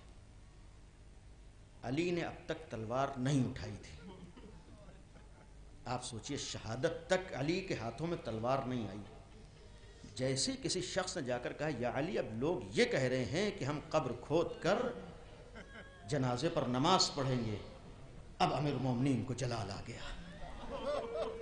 اب تک تو علی خاموش تھے، اب تک علی نے تلوار نہیں اٹھائی تھی، جیسے ہی یہ جملہ کانوں میں آیا کہ لوگ یہ کہہ رہے ہیں کہ قبر کھود کے ہم جنازے پر نماز پڑھیں گے، علی ابن ابی طالب نے تلوار کو اٹھایا، بیت الشرف سے برآمد ہوئے، ایک جملہ کہا ہے کہ یہ نہ سوچ لینا علی مجبور ہے، علی کے سامنے وصیت پیغمبر ہے، اللہ نے جو ذمہ داریاں ادا کی ہے وہ علی کے سامنے ہے، لیکن اگر نوبت یہاں تک آ گئی کہ تم نے یہ جسارت کی کہ قبر کو کھودا، اب علی کے ہاتھوں میں تلوار ہوگی اور مدینے میں خون کی ندیاں بہیں گی، اگر تم نے یہاں تک جسارت کی، عزیزو شہادت تک تو علی نہ بولے، لیکن جب قبر کی بات آئی تو علی جیسا صابر بھی تلوار ہاتھوں میں تھی۔ ذرا سوچو جو علی کے وارث پردے غیب میں ہے، جب اس کے سامنے جنت البقیع تباہ ہوئی، جب اس کے سامنے قبروں کو توڑا گیا، ہائے وہ پردے غیب میں رہنے والا امام کیسے تڑپ رہا ہوگا۔ آج کسی بیٹے کے سامنے اس کی ماں باپ کی قبر کو کھود دیا جائے، بیٹا تڑپ جائے گا۔ ہائے امام زمانہ کے لیے کیا وہ مصیبت کم تھی کہ نگاہوں کے سامنے سارے مناظر۔ آج جنت البقیع کی تباہی بھی جب بھی وہ امام جاتا ہوگا تڑپ جاتا ہوگا، اے پروردگار کب تو اجازت دے گا کہ میں ظاہر ہو کر بنت نبی کے قاتلوں سے بدلہ لوں، اے پروردگار کب تو اجازت دے گا کہ دنیا میں عدل و امان کا پرچم رہے۔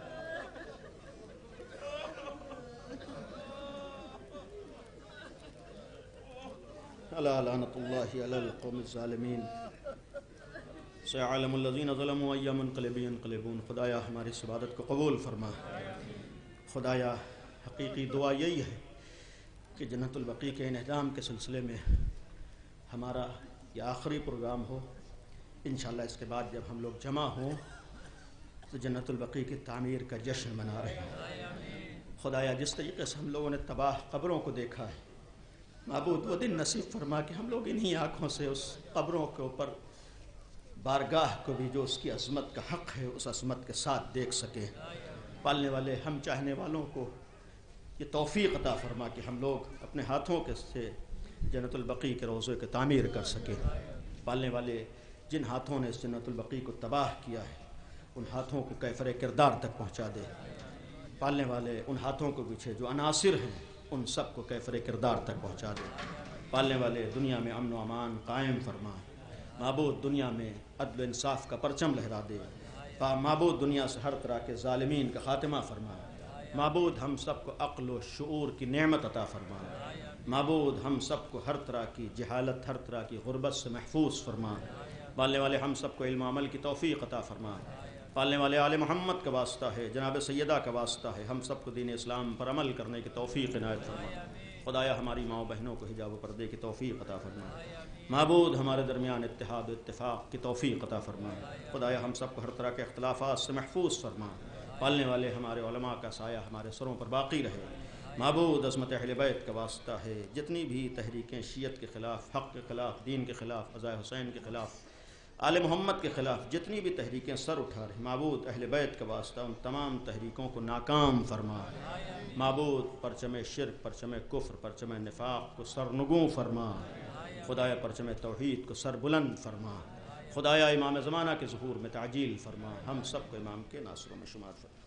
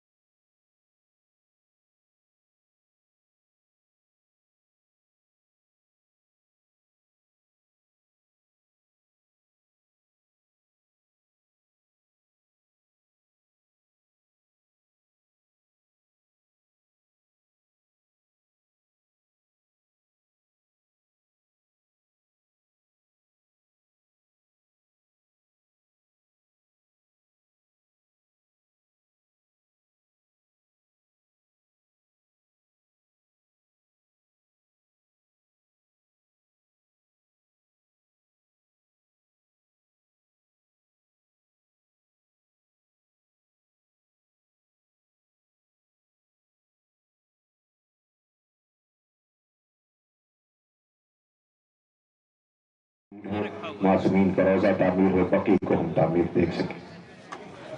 آپ سب سے التماس ہے سب ساتھ چلے، چل کے وہاں سے احتجاج ہے، اس احتجاج میں آپ سب شامل ہیں.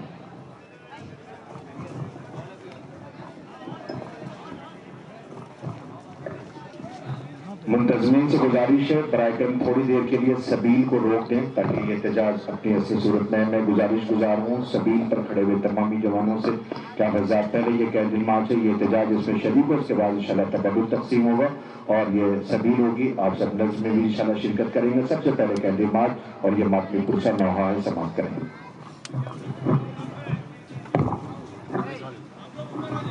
میں جو لوگ شمع لیے ہوئے ہیں کینڈل لینے سے گزارش آپ سب اوپر تشریف لے آئے اور ایک یہاں سے سب ساتھ میں اس طرف سے جلوس کا اہتمام ہمیشہ سے ہوتا رہا ہے. اسی صورت میں انشاءاللہ یہاں سے نہر کنارے کنارے یہاں سے چلیں گے سب ساتھ میں. لازم میں آگے جو منتظمین ہیں جنہوں نے اس کا باقاعدہ طور پر خاکہ ذہن میں ہے اسے عملی جمع پہنا میں گزارش گزاروں تمامی جوانوں کا جو شمع لیے ہوئے کینڈل لیے ہوئے ہیں برائے کرم وہ حسین میں اوپر تشریف لے آئے.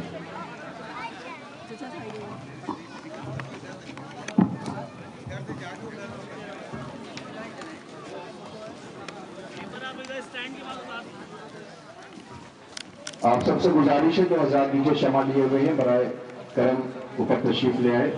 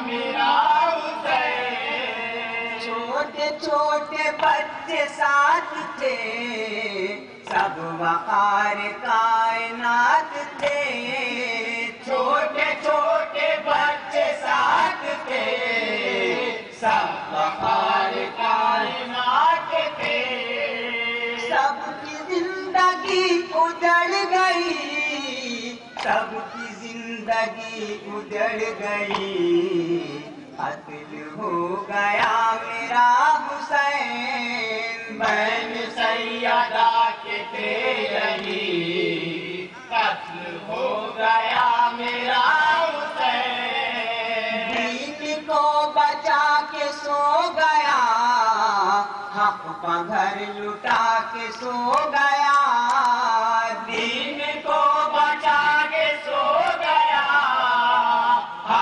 گھر لٹا کے سو گیا، دیکھے اپنا سر خوشی خوشی، دیکھے اپنا سر خوشی خوشی، قتل ہو گیا میرا حسین، بہن سیدہ سے یہی قتل ہو گیا میرا حسین، کربلا کے ریگزار پر ہر طرف پڑے ہیں جسم و سر، کربلا کے ریگزار پر ہر طرف پڑے ہیں جسم و سر، موت کی عجب ہوا چلی، موت کی عجب ہوا چلی، قتل ہو گیا میرا حسین، بہن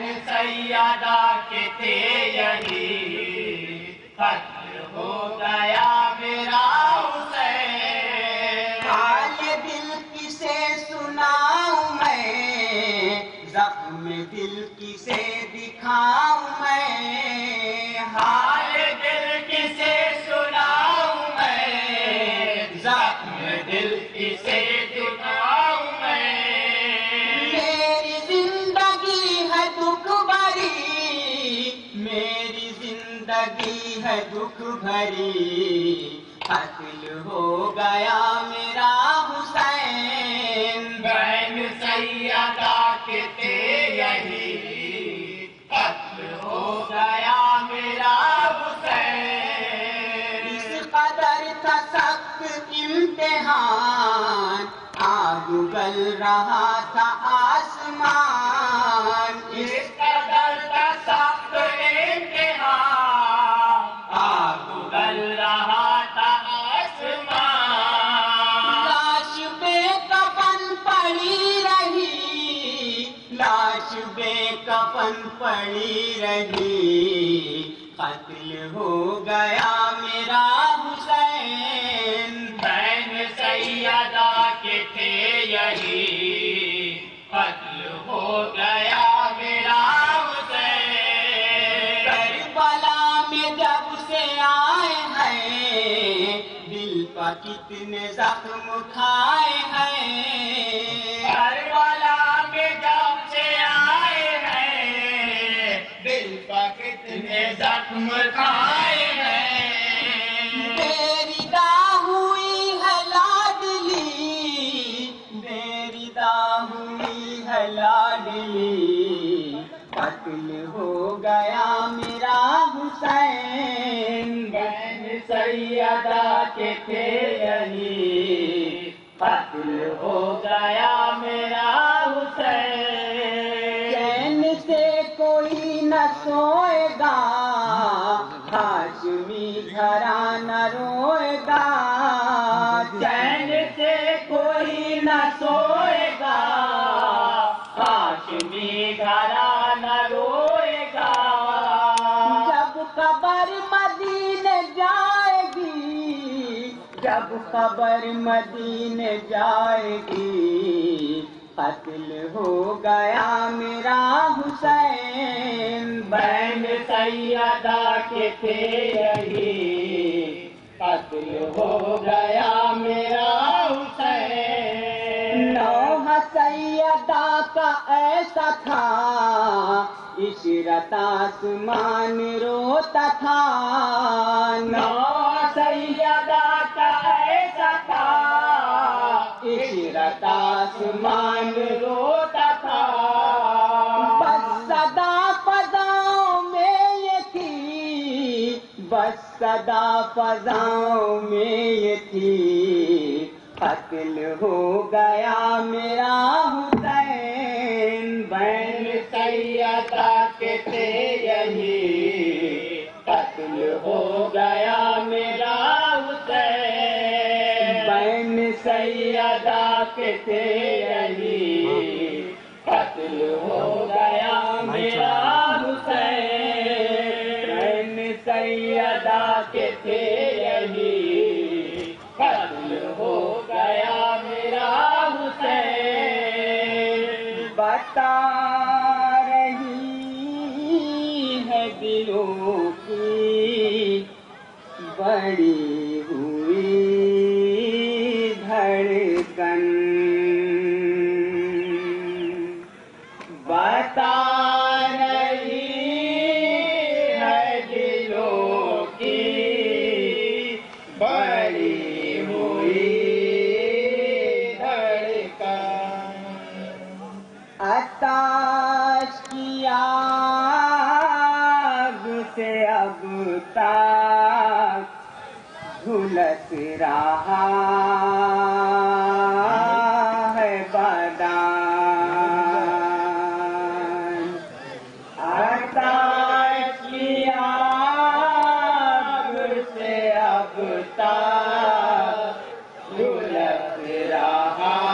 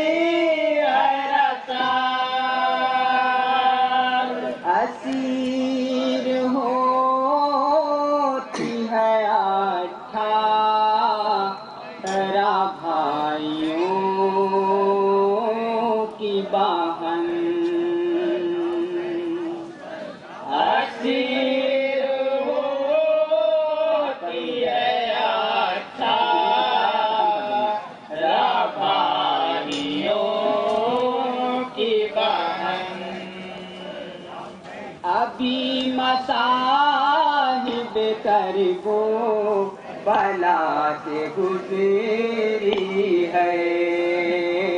अभी मसाइब कर वो बला से गुजरी है।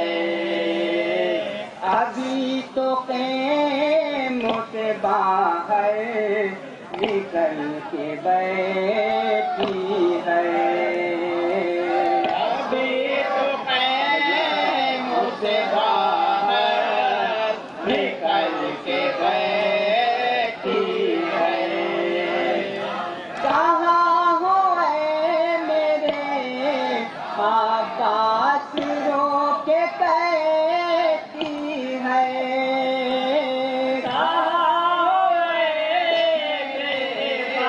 आकाश रो के कहती है।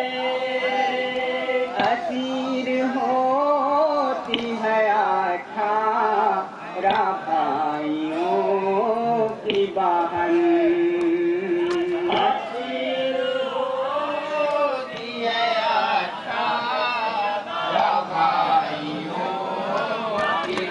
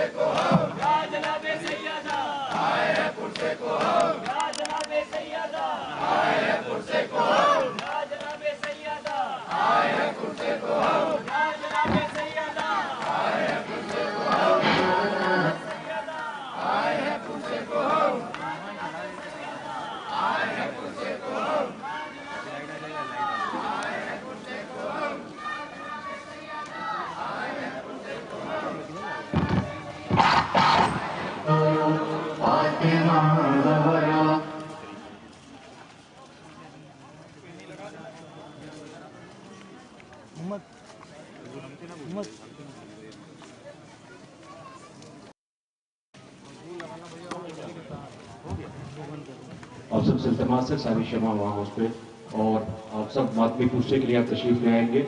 एक मुख्तसर सी सीना जनी तमामी मामले से इल्तिमास है, आप सब यहाँ पे दस्ता तैयार करें और यहाँ मातमी पूछा पेश किया जाएगा। सब हल्का बनाए, हल्का इबादत, ताकि हम सीना जनी करके मासूम आलम की बारगाह में, शहजादी कौनैन की बारगाह में उनकी मज़लूमियत का पुरसा पेश करेंगे। और बकी फाउंडेशन के ज़ेर एहतमाम ये एहतजाज जिसे खालिक़ कायनात कबूल फरमाए, और हमारी ये दुआ है जल्द से जल्द मुस्तजाब हो कि बीबी का रोज़ा, मासूमिन का रोज़ा तामीर हो। आप सब से इल्तिमास है, सब शमा लगा दें वहाँ पर। हौस पौस के तमाम जवान मातमी दस्ते से इल्तिमास है कि सब यहाँ हल्का इबादत हल्का बना लें, और एक अलविदाई मातमी पुरसा होगा इंशाअल्लाह, इस यकीन के साथ कि हमारी नज़रें देखेंगी और ये दुआ कबूल होगी, ये एहतजाज कबूल होगा इंशाअल्लाह, और जल्द रोज़ा तामीर होगा। आइए सब से गुजारिश है सदाए या हुसैन बुलंद करें, बीवी की मज़लूमियत का पुरसा पेश करें।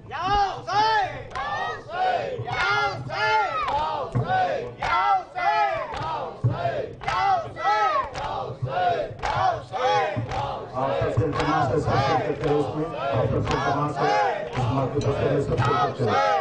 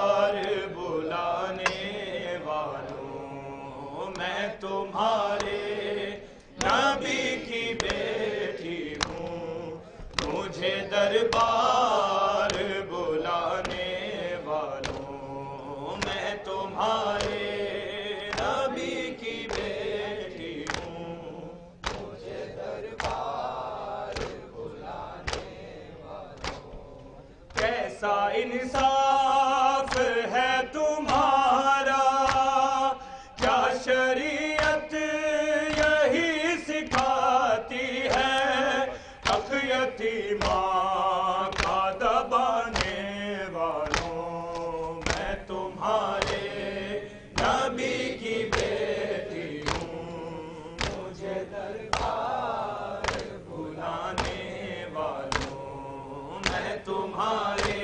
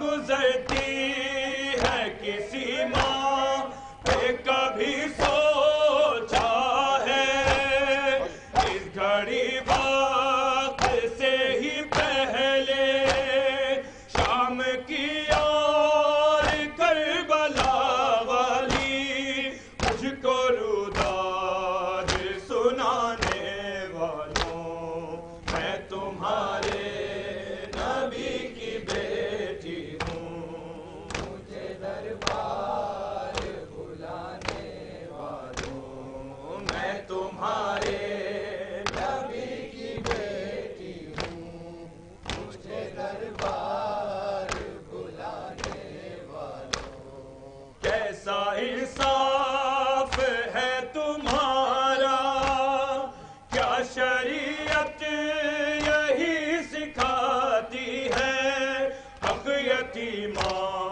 کا دبانے والوں میں تمہارے نبی کی بیٹی ہوں مجھے دربار بلانے والوں میں تمہارے نبی کی بیٹی ہوں مجھے دربار بلانے والوں کل ایمان کی زوجہ نبی کی بیٹی ہوں جھوٹ میں بولتی نہیں ہوں مجھ کو جھٹلا رہے ہو منبر سے دین کے احکام چھپانے والوں میں تمہارے نبی کی بیٹی ہوں مجھے دربار بلانے والوں